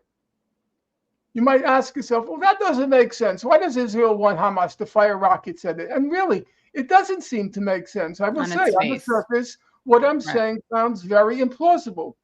Why, if there was a ceasefire, did Israel want the ceasefire to break down? And if you go back, and I exhaustively documented, because at that time, Israel was not worried about world opinion. The problems with public opinion set in after Operation Cast Lead with the Goldstone report, and I can get to that later. But at that point, they were very candid. Actually, they were like they are now. Right now, Israel is saying the most outrageous statements. We're not going to let in any water. We're going to destroy everything in Gaza. Herzog, everybody is a legitimate target. That's how they were in 2008. Now, in answer to the question, why did Israel attack? The answer was Israel suffered a major defeat in Lebanon. Right. They want to reestablish their deterrence. Yes. I read your book. Sorry, You're going to get an A on that quiz. And full credit. Yes, they wanted to reestablish their what they call deterrence capacity, which simply is the technical term for the Arab world's fear of Israel. And they were very concerned that after the 2006 Lebanon war, what the head of Hezbollah called the divine victory, the 34-day war, and the head of Hezbollah, Saad Nasrallah, he mocked Israel and he mocked its fighting capacity. And he was very public about it. After that victory, the quote unquote divine victory, Nasrallah became a person of large stature in the Arab Muslim world. That stature was significantly undermined when he sided with Syria later on. But at that point, his stature was very high. And he was mocking Israel, its fighting capacity. He called Israel a spider's web. Falls apart, just blow on it. Right. So Israel wanted to restore its deterrence capacity, and it chose Gaza as the target. Now you compare that reality with how Amy Schumer describes it. If you want to continue, I feel very competent to answer each allegation, and that's going to be up to you and up to your audience. Well, let me just go through them quickly, and anything that you think is particularly important to debunk. Well, unfortunately, as you can imagine, my mind is Gaza saturated. Right. Okay. I don't want to bore. I don't want to lose your audience. Okay. So you decide. All right. So, I know what I want to go to. So, both Egypt and Israel decide to tighten security at their borders and control shipping to and from Gaza. The goal of this has been to prevent terrorist infiltrations. This is easily debunkable because they didn't let in things that are not dangerous. Right. They were very honest about what they were doing. Yeah. They wanted to create a humanitarian crisis in Gaza so as to compel the people of Gaza to overthrow their government. Right. Now, as an American, you're, of course, familiar with that. So when Salvador Allende was elected with the Popular Unity government in Chile, Unidad Popular, Henry Kissinger famously said, and now I'm quoting him now, he didn't use the expression turn the screws, but effectively, make the economy scream. Make the economy scream. And it succeeded. It created enough discontent that Pinochet was able, with some popular support, there's no question, even though I'm not going to go into the technicalities now, we're talking about a half year ago. Sure, right. But in the second election, they got more support than they did the first time, the Popular Unity. However, by the time of the second election, the society was very polarized. And so there was enough of a mass base, especially among the middle class, to justify, quote unquote, justify the coup. And the United States did the exact same thing with the Sandinistas in Nicaragua. Right. Impose enough of a blockade, the same thing they did before the Sandinistas in Nicaragua with Cuba, to try via a blockade and 10,000 forms of sanctions to get the civil society, the population, to revolt. Okay, I got another one. Ready? This is a good one. Brad, can we go to skip that one. Israel stance. Israel wants to evacuate, and the reason I'm doing this is because just within these things we have a lot of talking points. So Israel wants to evacuate as many innocent civilians from Gaza as possible. Why? Israel intends to minimize civilian casualties. Hamas intentionally embeds itself within the civilian areas, making it exceptionally difficult for Israel to target them without harming civilians. Israel often refrains from striking Hamas targets like hospitals and schools where it knows Hamas is hiding or holding weapons. The IDF routinely warns civilians to evacuate before it bombs and gives locals detailed instructions on how to evacuate. If Okay, civil- I'm gonna just stop you there. Here, we're at a point where, as I said to you earlier, there are several levels of judgment. There's a factual judgment, factual level, who's telling the truth, who's not. And then there's a moral judgment. And these are discrete concerns. I dare say, and I know this is going to sound like a boast, there's nobody in God's earth who's read, no, I'm saying it literally. There's nobody in God's earth who's read more human rights reports on the occupied Palestinian territories than I have. Now, I don't consider that the most impressive credential. Right. And going to my death, I have to say that it's causes me to wonder whether I made the most fruitful, productive use of my life. Because literally, I'm being very serious now. I would say of the last 40 years of my life, about 80% was devoted to reading human rights reports. Right. Not once, not twice. I read most of them around 3 times. So I can say with a certain amount of certitude that the statements I'm going to make to you now have a lot of documentary authority. Yes. They command a lot of documentary authority. If you take the case of the human shielding, you go back and you look, for example, I'm taking one example, there are many. If you take the case of human shielding, Amnesty International, after Operation Cast Lead, put out an extensive report. It was titled 22 Days of Death and Destruction. And it looked at the question of human shielding because that came up already in 2008 during Operation Cast Lead. Yeah, it was a huge talking point. And still is, yeah. Amnesty International found that there was no evidence that Hamas had engaged in human shielding. However, that's only half the story. The other half of it is there was extensive evidence that Israel engaged in human shielding. It forced Palestinians to sit by tanks and artillery as they were fired. It walked Palestinians and fired from the shoulders of Palestinians. It stood in windows, it put Palestinians in windows and fired behind them. So Ms. Schumer is twice wrong. There was no evidence on the strict issue of human shielding that Hamas engaged in it.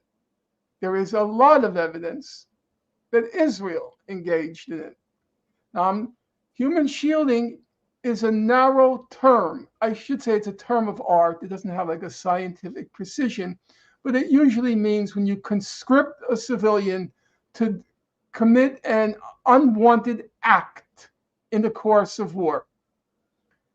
Is there evidence that Hamas fired weapons? It's a separate issue in the human rights literature, though I acknowledge these are not scientifically precise terms.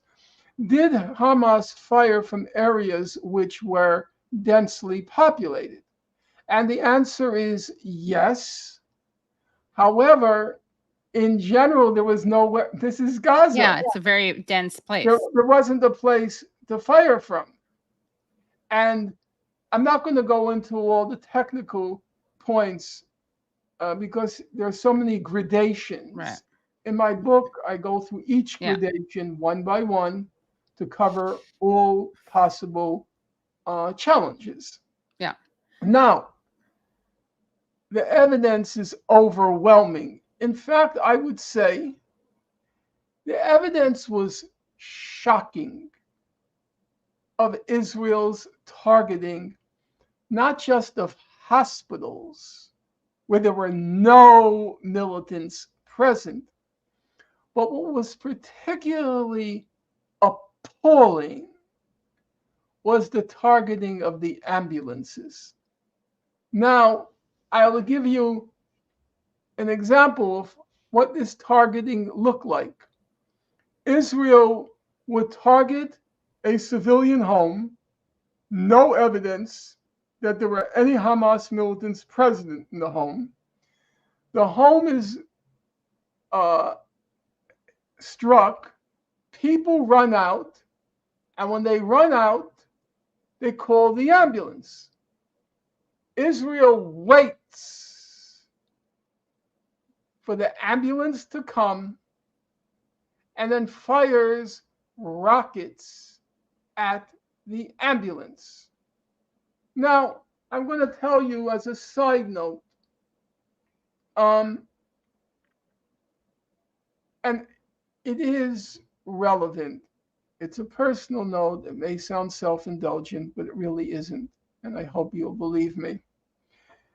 Come 2020, I had given up on the Palestine cause. I had devoted 40 years to it. I'm past midnight. And I wanted to look into different areas of intellectual inquiry. And I felt the cause was lost. So I had written, my last book was called I Accuse. And it was this very minute legal analysis of a particular episode in the conflict. And it sold, I'm not proud to say it, it sold 374 copies, half of which I purchased because I wanted to give it to members of the International Criminal Court because there was a case pending. It was very embarrassing. My publisher even said to me, Norman, you know how many copies this book sold? Now, I had paid for a lot of that book on my own. I had paid for a lot of it on my own because I thought it can do something at the ICC, the International Criminal Court. Or Caucasian court, as you call it. Yeah. And then I was working in another study, which was even more minute. And I said to myself, Norman, what are you doing? Nobody's listening. Nobody cares about the details. The cause is lost. You're wasting your life. You're frittering away the last years of your life. This is stupid. So I gave up. There were people who were close to me, like my friend Sana Qasim, a very brilliant Palestinian woman. She was my webmaster. She's a chemist, an extraordinary human being. And she would say to me, Norman, you're not posting anything on Gaza anymore. Norman. And I didn't have the heart to acknowledge it. So I would say, if you have anything to post, just post it. You know, we're comrades in this struggle, and the website's as much yours as mine. Just do it. But I really did give up. I walked away. And then when the current round began, This round? Yeah, October 7th. I myself had to refresh my memory. And so I sat down to reread my own book. And then you know what happened? All the rage and anger start to seethe in me again and start to well up. All the lies, the perfidies, the betrayals by everyone, including Ken Roth, including Ban Ki-moon, including a large number of UN bodies. All the lies, the perfidy, the betrayal, and then the horrors that were inflicted nonstop, not without a pause, on the people of Gaza. And so all those feelings came back again. And two things came to mind. Number one, I said to myself, now I know why Garrison didn't say a single word of sympathy for the whites. because he saw the slaves, the degradation, the humiliation, the laceration. He saw it every day of his life. You know, no, you're not going to get any sympathy from me. And I understood now why I found myself physically, constitutionally incapable of expressing any sympathy, which was the sine qua non, the prerequisite for being part of the quote unquote conversation. You know, I couldn't do it. And so there was that. And the other thing was it sort of dawned on me all of a sudden. It dawned on me, those folks in Gaza who broke out, it was easy for me to imagine. It was almost like from a bad movie. The night before October 6th, they went to the mother, hugged her and kissed her. They went to the father, hugged him and kissed him, because they knew it was their last day on God's earth. They would never return. Once they broke out, we know Israel was going to track down every one of them. So, part of them, they said, I'm going to revenge the 20 years of my life that I was confined and consigned to this concentration camp. Those wasted years, my childhood, my youth, and now my adulthood, with no future, no past, no present. And the other part of them, they said, my sister who was killed, my brother who was killed, my aunt, my uncle, my nephew, my cousin, tomorrow I will avenge every one of those deaths. And when I started to reread in my book the descriptions, each one of which, when I was writing the book, my whole innards writhed. I can't tell you. You can't imagine. No, really, you can't. I still remember sitting in a bus, reading the descriptions of the horrors inflicted, not by human rights organizations, not by quote unquote Arab sources. The most damning descriptions of what happened during those operations, they came from the Israeli soldiers. Go back and read. I'll give you the titles slowly. Breaking the Silence. Read all they did was report what the soldiers told them during Operation Protective Edge. So it's going to be roughly 2014 or 2015. I won't comment further. Read it yourself. I couldn't bear it. I was sitting in a bus and I just wanted to rip myself apart, or I was being ripped apart reading it. And bear in mind, these soldiers were not peaceniks. Right. Not at all. They expressed no regrets. There was only one soldier in the 201 pages. That's what my memory tells me. I think it's right. Only one soldier in the 201 pages who expressed any regret. They were just matter of fact. You know? So, was I shocked at what happened on October 7th? No. I remember I once asked my mother, how did you feel when you heard that large numbers of German civilians were being killed during the terror bombing of Germany? It's often forgotten. I'm not saying this in any extenuation. I'm just speaking again factually. The estimates are about 27 million Russians were killed. I guess they've lowered the figure. They're now saying 20 million Chinese were killed. The Japanese were absolutely ruthless, monsters. And they killed about 20 million Chinese. In my day, the figure was 25 million, but I'm told it's been lowered. And the third largest figure was Germans. 9 million Germans were killed. So a large number of Germans were killed, overwhelmingly, obviously, civilians. Dresden.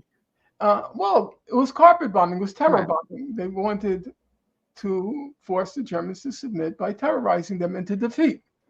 Again, I'm not passing any judgments, I'm just stating it. And I remember asking my mother, how did she feel? And she said, now my mother was a very humane person.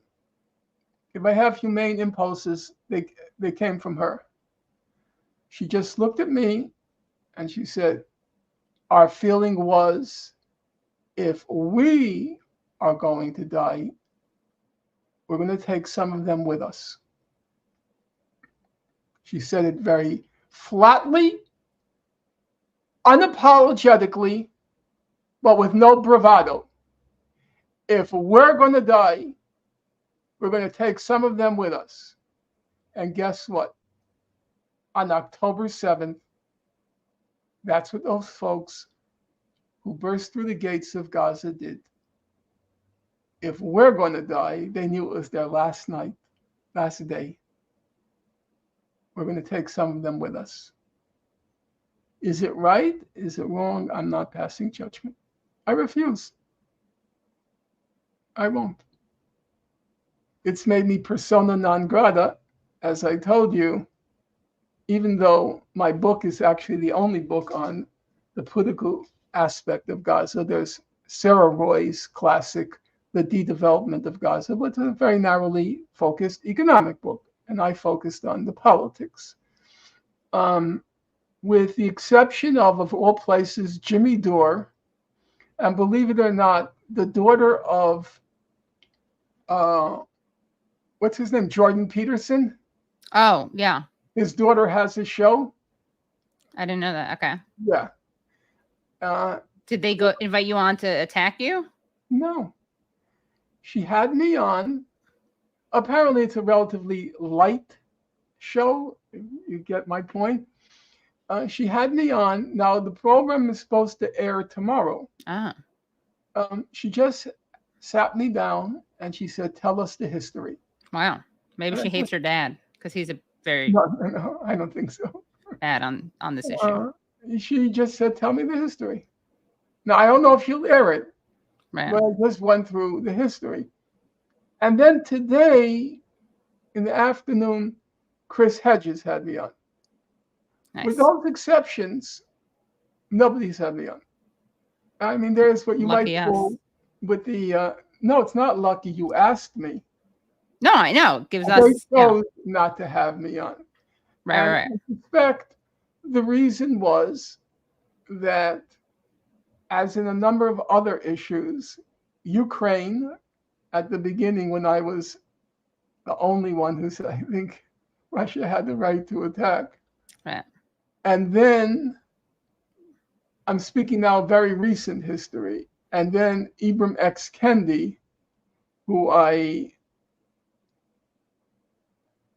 destroyed in my book, and nobody wanted to hear from that either until he imploded at his so-called anti-racist center.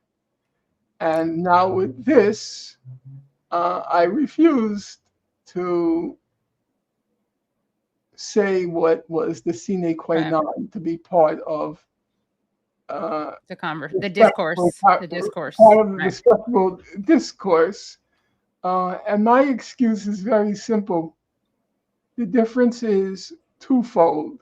One, what my parents endured, and two, unlike everybody else, and I'm going to use the word everybody else, I devoted 40 years to reading about what was done to that place. And there was no way I can issue any condemnation after what I knew and what happened after my memory was refreshed. I was sitting in a restaurant yesterday. I didn't want to read at home because I knew I would start agonizing and pacing and doing anything not to continue. And I just sat there and my innards were just writhing. These sacks of shit, these consummate, colossal sacks of shit. After the Mavi Marmara, the humanitarian vessel that was attacked in international waters by Israel, there was a quote unquote UN investigation. Yeah.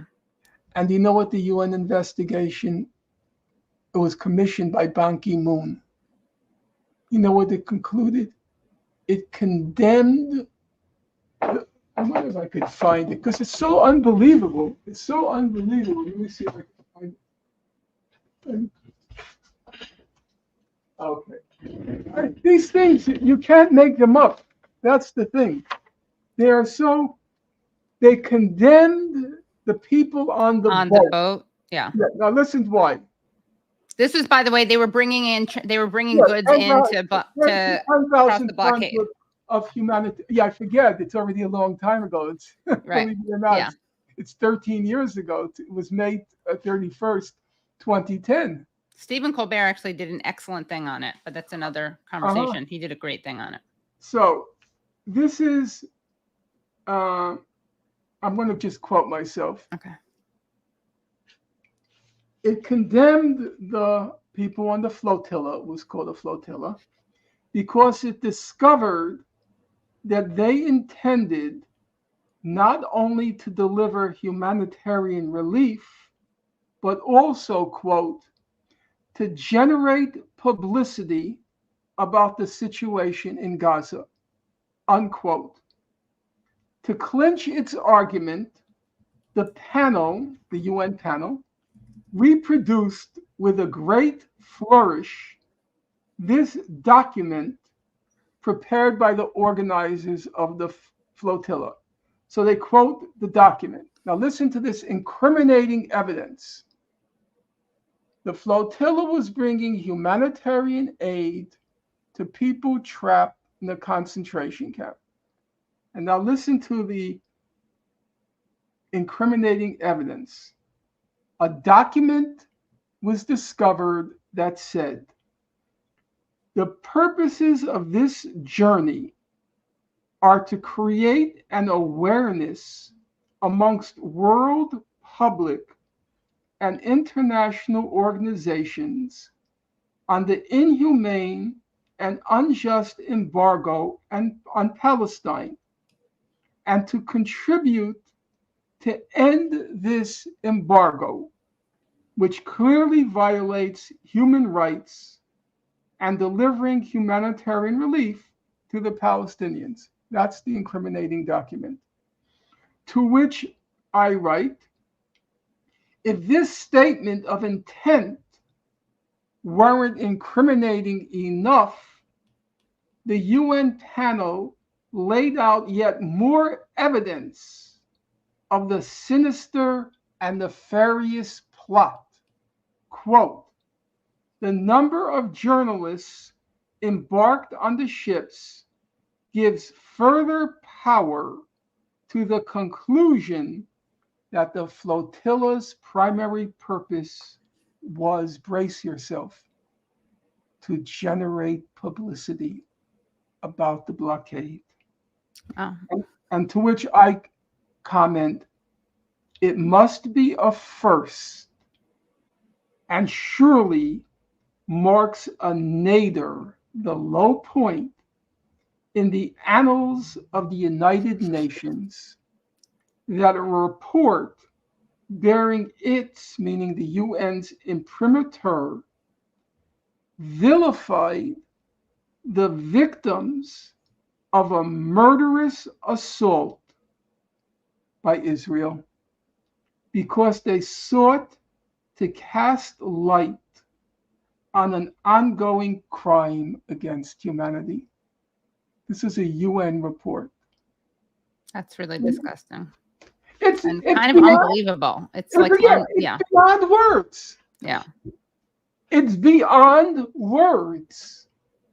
yeah. 7 people, 8 in the end, were killed on the boat, and now they condemn the Those people people. on the boat because they were trying to publicize a Human crime rights against violations. humanity.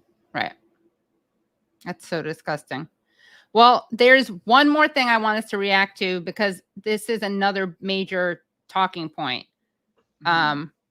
So let's skip to the end. I mean, you already demolished the idea that they don't target hospitals and stuff like that, which anyone who opens their eyes knows that. Okay. So here is what this other, and this is Amy Schumer sharing a social media thing from this woman, Rachel Ray Kay. But she's obviously endorsing this view and sharing it. Praying for safety. The vast majority of Israeli society, including myself and everyone I know, sincerely hopes for the safety of all innocent civilians in Gaza and is rooted. Is she Israeli? Yeah, this woman is. Oh, The woman who thinks she's sharing it. Uh-huh. Yeah. Or I think she's an American living in Israel. That's what she is. Yeah. Mhm. We are in an impossible position. We want our government and military to do whatever it needs to do in order to bring back our brothers and sisters in captivity and eliminate the barbaric Hamas regime, both for our sakes and for the sake of its own people, which it oppresses. We can never, ever allow for such an atrocity to happen again. And the only way to achieve that is to end Hamas entirely. We are worried sick for our friends and family called to serve, many of whom may have to go into Gaza at some point in this war. We simultaneously hold the innocent civilians of Gaza in our hearts and pray for their safety. Well, it would have been an easy way to prevent what happened. Do you remember William Lloyd Garrison's last line? He put in bold, in all caps, emancipation. Yeah. Immediate emancipation. Yeah. Immediate emancipation. Right. Okay. How about immediate lifting of the blockade? You know, already Richard Goldstone, in his report in his human rights investigation of Operation, I have here somewhere the Goldstone report. Yeah. Of what happened during Operation Cast Lead. Already back then, he described the blockade of Gaza as a possible crime against humanity. Talking about 2010, 13 years ago, it was already recognized as a crime against humanity. Where was the international community? Now, I'm not sure if I should end on a negative note because I understand we're coming to an end here. But I respect Bernie Sanders. I know where he's coming from. And I think for everybody, you have to have a balanced picture. Frederick Douglass, there were many things about him not to admire. I recently did a 3-hour interview with Cornel West, who's just a titanic intellect. I was very humbled, to tell you the truth. I wrote to him last night. I said that I wish I had he was in graduate school at the same time as me. He was in the philosophy department. I was in the political science department. I said, I wish I had become friends with you because I would have benefited so much from your intellect and just your presence. I said, although it would have been a mortifying assault on my ego because you're obviously so much smarter. It's just really a very impressive time. What? I think you both are pretty smart. Oh, no, he's in the league, and I have no problem admitting it. I'm actually happy to admit it. In any event, We both during the interview we talked about Douglass and the second half of his life after emancipation. He really wasn't terrific, and Cornell went into great depth about Douglass's quote unquote, I'm using my term now, betrayals. So, nonetheless, as Cornell said, he's simply a titanic figure in American history. And I say the same thing with Bernie Sanders. I want a balance. I think you have to make a balanced judgment of his life and his career. I'm not prepared to paint him in broad strokes. But no but, and no but. He issued a statement the other day. He called it his second statement on the situation in Gaza. And the gist of this second statement was everybody was working to end the blockade, and we were doing so well, and then along comes Hamas to F everything up.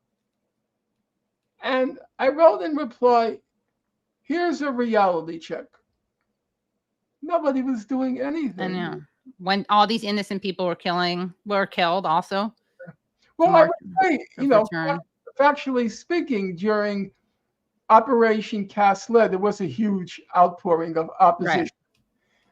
During the Great March of Return, when Israel, according to human rights organizations, were targeting children, medical personnel, journalists, people with disabilities, and people with disabilities, nobody did anything. And then the last few years, what was happening? The last few years, we just take the week before. All the talk was that the Biden administration was going to sign an agreement with Israel and Saudi Arabia, normalizing relations, that's the term, and the Palestinians would simply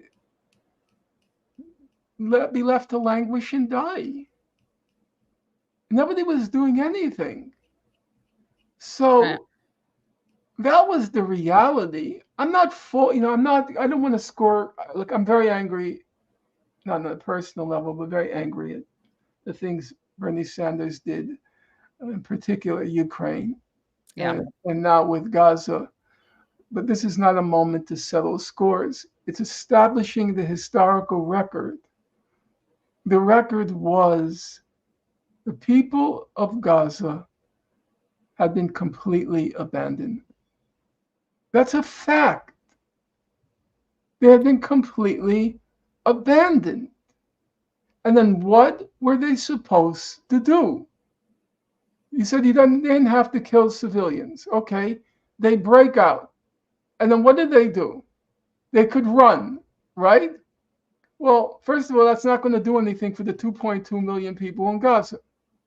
Number two, you may recall about a year or two ago, there was a jailbreak from one of the prisons in Israel. 3 Palestinians, it was either Nablus or Jenin, I can't remember which. There was a jailbreak. And it was like one of these, like the story of the Great Escape. They managed to figure out a way to break out. And everybody was very thrilled, okay? Within 48 hours, they were all tracked down. I think 2 were killed. Don't quote me on that. You can check. So what did that do? That would have it just caused more despair. Here these guys had been working years using their hands to find a way to tunnel out of the prison. They got out and they were tracked down in 48 hours and killed. So if the people in Gaza had broken out, as they did on October 7th, and just fled, they would have been tracked down with bloodhounds and dead. What were they supposed to do? Get into a firefight with the Israelis? Well, we know who's going to win that firefight. The Israelis are going to bring in their high-tech killing machine, and that would have ended very quickly. What were they supposed to do? And then I looked at Nat Turner. One of Nat Turner's goals was he said, we're going to kill civilians to create such a moral crisis that they would have to confront slavery.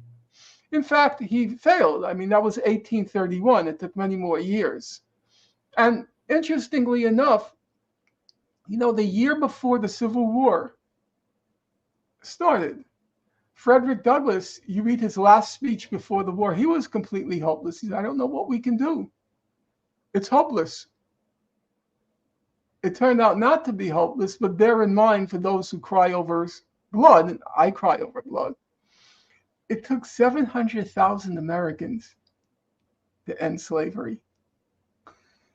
That's no small number. Probably the greatest line, in my opinion, ever written, full stop, no qualification. The greatest line ever written by a human being was the line written by Abraham Lincoln in his second inaugural address, the last sentence. And this would be a nice way to end our program. If you can bring up the second, just do Abraham Lincoln, second inaugural. It's very short. Okay. By the way, while I get that, did you hear that an Israeli an Israeli woman who was captured says that Israelis shot some of the captives? You mean shot some of the captives in Gaza? Near the where is it? I have right here. Israeli forces, this is from Electronic Intifada. Israeli forces shot their own civilians, kibbutz survivor says. I don't know. Yeah. I think Kate. Yeah. Something horrible happened on October 7th. Now, the details are going to clarify, if we ever learn the details. It's going to add, the common word is, it's going to add nuance. Yeah. But the overall picture is clear. And I think we should try to understand the overall picture and not hope that there's going to be something redemptive in Israel killed one hostage here or there. It's not going to change the big picture. No, it's not redemptive, but I think that it underlies how, as the indiscriminate bombings, how this is so clearly not about protecting or saving anyone's life. No, I think it's a combination of revenge and, when the United States, when 9/11 happened, yeah, the first reaction of Bush, Cheney, Rumsfeld was sadness and tears. And after about 3 minutes, they rubbed their hands and they decided, what are we going to do next? Right. But now we have an opportunity. And they immediately grabbed all of the plans they had to get rid of Saddam Hussein. Right. So they used the crisis as an opportunity. And now Israel is using the crisis to exact revenge, which was true in 9/11 too. Right. And also ethnically carry out long-term plans to quote unquote solve the Gaza question by a mass expulsion. In any event, if we look at the second, or just scroll down to the very end. Okay. Here it is. Just read this line. Remember, this is the 19th century, pre-Twitter. People knew how to write English. No, this line, yet if God wills. Okay. Yet I'd like you to read it slowly and with drama. This is your moment. Your moment. All right. Yet if God wills, apparently he had a squeaky voice, Lincoln. But anyway, yet if God wills that it continue until all the wealth piled by the bondsman's 250 years of unrequited toil shall be sunk, and until every drop of blood drawn with the lash shall be paid by another drawn with the sword, as was said 3,000 years ago, so still it must be said, the judgment of the Lord The judgments of the Lord are true and righteous altogether. Okay. Allow me to just translate that for those of your audience who find it difficult. Can you get it back? Yeah, I think you have to put it up, Brad, so he can. Yet, if God wills that the war continue until all the wealth piled by the bondsman's 250 years of unrequited toil shall be sunk, that if it requires all the wealth we extracted from the slaves for 250 years to end slavery, if the price is squandering all the wealth we extracted from the slaves for their unrequited toil, and until every drop of blood drawn with the lash, every drop of blood that the slave master drove from the slave, every drop of blood shall be paid by another drawn with the sword, namely now the deaths that will ensue, the blood, to end slavery. Notice no commas here. Just watch. Yeah, I noticed that. It's breathtaking.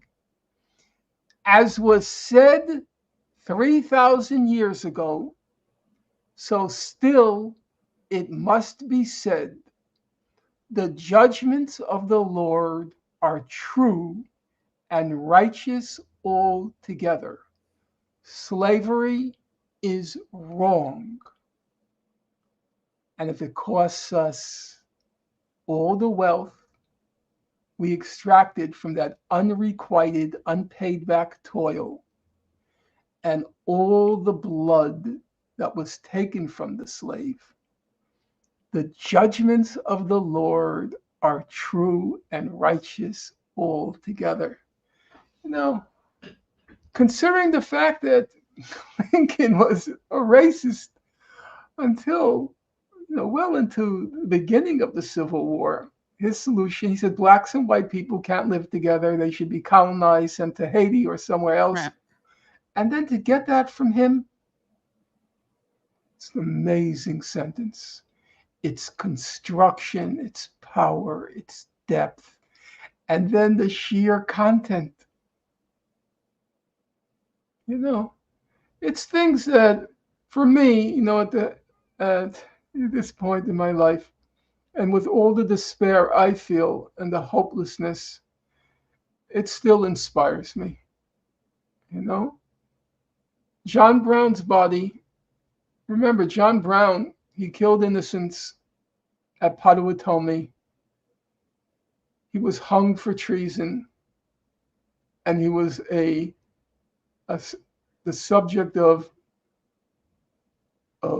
virulent hatred. And guess what? Within a few years of his death, the Union Army was singing, Right. John Brown's body lies a moldering in the grave. The stars above in heaven look kindly down. His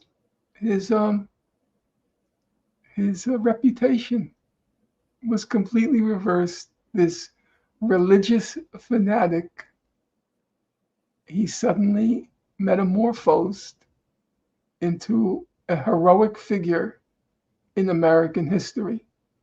If you ever want to read something just wonderful, you read Frederick Douglass's eulogy to John Brown. Okay.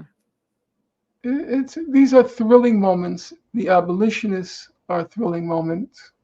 And we all, I think, as hard as it is, to try to aspire to their standard and to look at the world when we have to make moral decisions. Look at the world through the eyes who have been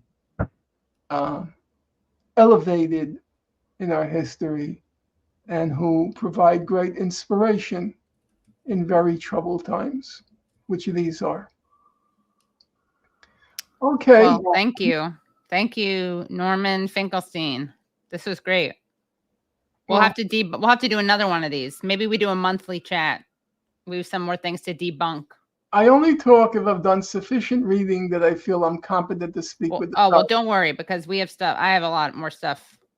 Let me do a preview of all the things that we're going to debunk. Ready? Well, we already debunked that we pulled out in 2005. There's no occupation of Gaza. Israel has the right to defend itself. We debunked that. Israel doesn't target civilians. We debunked that. Hamas uses human shields. We debunked that. There never was a Palestine. We didn't debunk that. What Israel does is horrible, but it's complex. And what do you expect? The Arabs all want to kill Jews. We didn't debunk that. It's not colonialism. Israel won the land through war. Not that. Palestinian babies are programmed age 0 to kill Jews. So if they die accidentally, it's not that bad. Okay, that one we actually did, because it was Garrison who said, you don't need propaganda. Right, that's true. Yeah, we did do that. Yeah, okay, that we got rid of that. Each expansion of Israeli territory was the result of their attacking us as it is now. That's to quote someone who identifies with Israel. Egypt, Jordan, and other Arab nations do not assimilate these people, while Israel did and still does assimilate Jewish refugees from Arab countries. No Arab nation will take them, so what can Israel do? I like that one. Jews assimilate other Jews. Oh, yeah, that's rich, right? Yeah, that's very ennobling. Okay, we did debunk this one. All Palestinians support Hamas because an election was held in 2006, and therefore all must pay. Israel warns before bombing, unlike Hamas, including the including the Gazans who weren't born. Who what? Who weren't born yet? Right, exactly. The election was 2006. Right. Yeah. Israel warns before bombing, unlike Hamas. Jews need Israel so there isn't another Holocaust / to be safe. There's nobody to negotiate. Arafat walked away from peace. Israel was willing to negotiate. So we'll have to debunk some of those next time. But we got through a lot of them. I know the history. So yeah, I knew. That's what I was showing you. You'll be fine. You won't even have to refresh or reread. And I'll spare you that. I was going to show you, have you react to Chuck Schumer. You remember what Chuck Schumer said about commented it on Democracy Now! I commented it on Atlanta. Oh yeah, you did. That's when you called him a moral monster. Yeah. Yeah. And even though a very impressive guy. Right. And you knew his sister, right? Rounded picture. Very impressive. He was the son of an exterminator. Oh, really? Well, yes. That's an interesting I remember metaphor for what's happening right now. I know. But I remember him. He was 3 years ahead of me in high school. But his sister, Fran. Yeah, and she dressed, with all due respect, because I have extremely high regard for her, but she dressed very drably. They were very simple, humble people, very impressive. But he turned into a moral monster. Right. And I would say that's regrettable. Yeah. Well, thank you, Norman. Thank you for your time. I'm going to show people the video of Schumer, just so you get the, you don't have to stay for it. I just want to show people. Well, thank you so much. I want to have dinner because I'm a little hungry. Oh yeah, definitely do that. So thank you so much. Thank you, Norman. It was a genuine, I won't call it a pleasure. I feel it was genuinely productive. Yes, definitely productive. I'm grateful to you for that. Thank you. Okay. Thanks a lot, Norman. And also to your technical crew. Oh yeah. Thanks, Brad and Tyler and Phantomus Fanta for the clips. Okay. Okay. Good night, Norman. Best of luck to you. Thank you too. Okay. Whoops. All right. So last thing I'm going to do is show you this Chuck Schumer trigger warning Chuck Schumer video where you're going to hear his thoughts about Gaza. Since the Palestinians in Gaza elected Hamas, well, certainly there should be humanitarian aid and people not starving to death, to strangle them economically until they see that that's not the way to go. Makes sense. So he says to strangle Gaza economically so they see that that's not the way to go, meaning Hamas is not the way to go. That makes sense. So that's the moral monster. Yeah, Chuck is related to Amy Schumer. Oh, did I not make that clear? Chuck Schumer and Amy Schumer are related. Yeah. And let's also, Brad, since Norman mentioned this, let's also show the statements of Naftali Bennett, former president. Naftali Bennett on civilians. We can start the clip at 3:59. This is him during an interview with Sky News. Former Israeli Prime Minister, sorry, not President, Prime Minister. And what about those Palestinians in hospital who are on life support, and babies and incubators whose life support and incubator will have to be turned off because the Israelis have cut the power to Gaza? Are you seriously keep on asking me about Palestinian civilians? What's wrong with you? Have you not seen what happened? We're fighting Nazis. We don't target them. Now, the world can come and bring them anything they want. If you want to bring them electricity, I'm not going to feed electricity or water to my enemies. If anyone else wants, that's fine. We're not responsible for them. This is the point. But you this keep is the on. point. I want to tell you. No, listen. You listen to me right now. I've heard you enough. No, I understand. We're trying to have a conversation here. Listen, this is my program. This is my show. And I am asking the questions. You're raising your voice, and I've asked you, and we've already stopped, please, and let me finish. You should have just asked. We've already distinguished between Hamas. I want to tell you, shame on you. You're trying to speak over me. We are not. Shame on you. It's nothing about shame. We're trying to have a conversation about a very serious situation here, and you are refusing to address it. Jump over immediately. And again, you absolutely not. You are incorrect. They are responsible, because I can tell you that when the UK, absolutely when Great not. Britain was fighting the Nazis during World War II, no one asked what's going on in Dresden. It was the Nazis targeting London, and you targeted Dresden. So listen, shame on you if you go on with that false narrative. We're not talking about that, and in hindsight, many people have listened. And in hindsight, many people have readdressed that kind of carpet bombing. I see. Now you're Mr. Clean. Shame on you. This guy is such a piece of shit. Shame on you. Shame on you. He cannot answer what they're doing to protect Palestinian civilians because they're doing nothing. They're doing nothing. That's why. That's why he won't respond. Absolutely not. And I'm not. Listen, Mr. Bennett, I am not in the military. I am a journalist asking you questions. Are you going to let me ask you a question, or you continue shouting at me? We've already distinguished between Hamas and the Palestinians. I'm asking you very directly. What do you want to ask? Is going to be done to make sure that those innocent people don't get killed, as innocent Jewish people were killed on Saturday? Well, we're going to target Hamas, and we're telling Hamas that if you use anyone as your human shield, and you're going to shoot at us using human shields, that it's their responsibility. Listen, mister, if someone is shooting at your children and hiding behind a human shield, will you shoot back or not? I'm asking you a question. Someone's shooting. Okay, this is where you'd be like, well, if someone kidnapped my kid and put them in a building, would you want people to bomb that building indiscriminately? And the answer would be no. If you want to use the analogy of what would you do if you were your kid. And also, the fact is the guy won't say anything about what they're going to do to protect civilians, and that's why he gets angry, and he's trying to bamboozle this guy. At your children, but hiding behind civilians. What's the answer? He's so What disgusting. would you do? Mr. Bennett, I'm not here to answer your questions. I've asked you your questions. I wish I could have been in his. I understand. All right. We'll stop. We'll leave it there. Naftali Bennett. Eradicate Hamas. I wish I had been in his earpiece because I could have told him how to respond to that. Katie, sorry to interject, but that guy was saying we're going to target Hamas, right? Yeah. I'm wondering then, how do you square that with cutting off all electricity, all water, all food, all Brad, how dare you? Shame on you. Do they not have the right to defend themselves? Babies should be decapitated. Yeah. That's basically what their response is. And their response also is, remember, because we heard the Israeli president say this, which is, well, they voted these people in. So are they really civilians? And there's another clip that we played on Useful Idiots today where you hear an Israeli soldier literally correcting Abby Phillips on CNN, saying, we're not at war with Hamas, we're at war with civilians. So that's how, yeah. Well, we have... we'll end. Dave, Phantom is Fanta reminded me of a good clip to show I have to run, but let's see if we can show. And while we're doing that, also, I Mark just want to also acknowledge, thank you so much to all of the super chats everyone.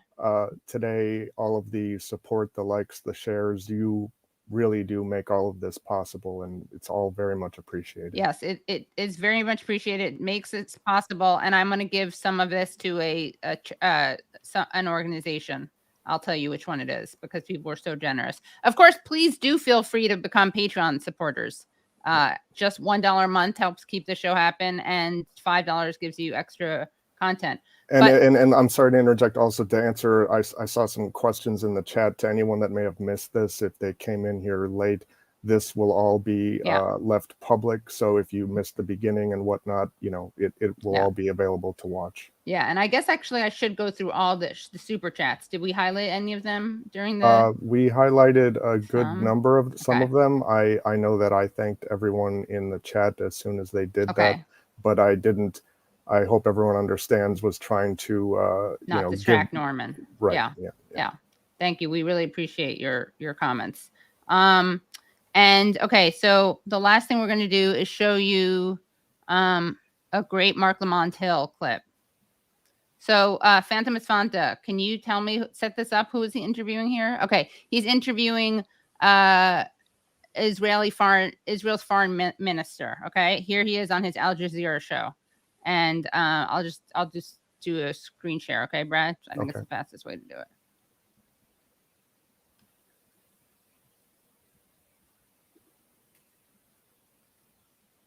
Okay.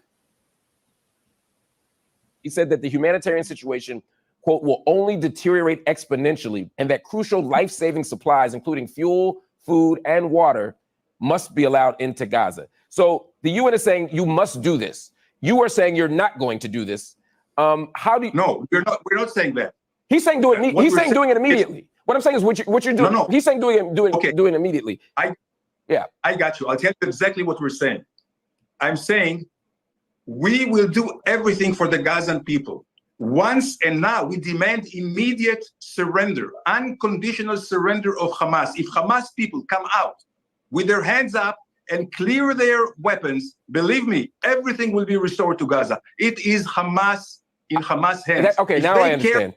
Thank you for clarifying that, sir. I think we're actually on the same page here. You're saying that once Hamas leaves, you'll grant the Gazan people food, shelter, fuel, electricity, hospitals, schooling. And if they don't, and if Hamas doesn't leave, then they'll continue to starve and die in hospitals. You are defining for the international community right now collective punishment. You're saying until Hamas acts differently, the 2 million people in Gaza are going to be treated this way. And once Hamas acts differently, these 2 million people in Gaza will be treated better. That is exactly what collective punishment is. You're holding them accountable for the actions of others. That is the definition, the textbook definition of collective punishment, sir. Now, you may accept that that's what you want to do, but this is absolutely a contravention of international law.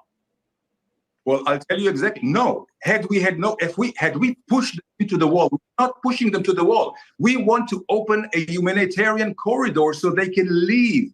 But if Hamas, so that who can leave? Citizens? You're saying civilians can leave, but only through the Rafah border, correct? At this point, yes. So they can't come. Where else? Your country. They can come into Israel. I'm telling you one more thing I want to say. I want you to address that point. Don't just smile, sir, respectfully. You're saying you're making a corridor. They can go to Egypt. You're bombing them. You say you want to save them, but they can't come in. First of all, I'm not smiling. I'm crying in my heart. Oh my God. Now, and that is how you do an interview. That is what every single person should be asking. Every single journalist should be asking Israel spokespeople and defenders of Israel for that kind of question, but they won't. And they not only that, they won't even point it out. Some are starting to because it's a little bit too much. Margaret Brennan, for instance, got mad. Not mad. She got understandably mad at Ron DeSantis for basically justifying collective punishment. But the thing is, the Republicans and Democrats are the same on this. It's just that the Republicans are much more blunt about it, and Biden is pretends to care about human rights while giving Israel the total green light to bomb the crap out of Gaza, as Jake Tapper said. And of course, the only reason Jake Tapper cares about bombing the crap out of Gaza is, I think, because he doesn't want the Israeli captives to be killed. All right. Well, thank you guys so much. This has been amazing. And we'll see you next Tuesday again. This isn't going to be the normal screening time. We just had to work around Norm's schedule. Thank you, Brad. Thank you, Tyler. And thank you, Phantom Esfanta. And we will see you next Tuesday. And go to Washington, D.C. if you can, and march and demand a ceasefire. And actually, let me, while we're still here, I should put a demand a ceasefire. What is it? Hold on. Let me tell you a number to call. Ceasefire. Hold on. Since we have a big audience, I should have prepped this before. Where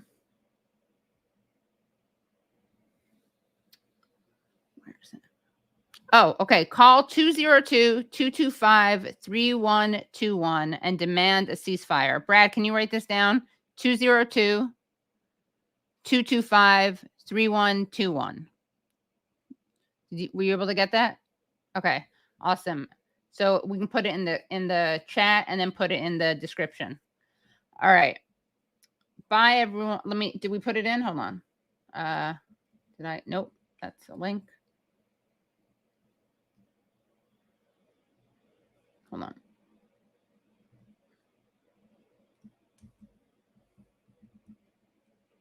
Okay. Oh, there it is. Great. Thank you, everyone. Make sure you call this number. And I will see you next Tuesday. Bye, everyone. Okay,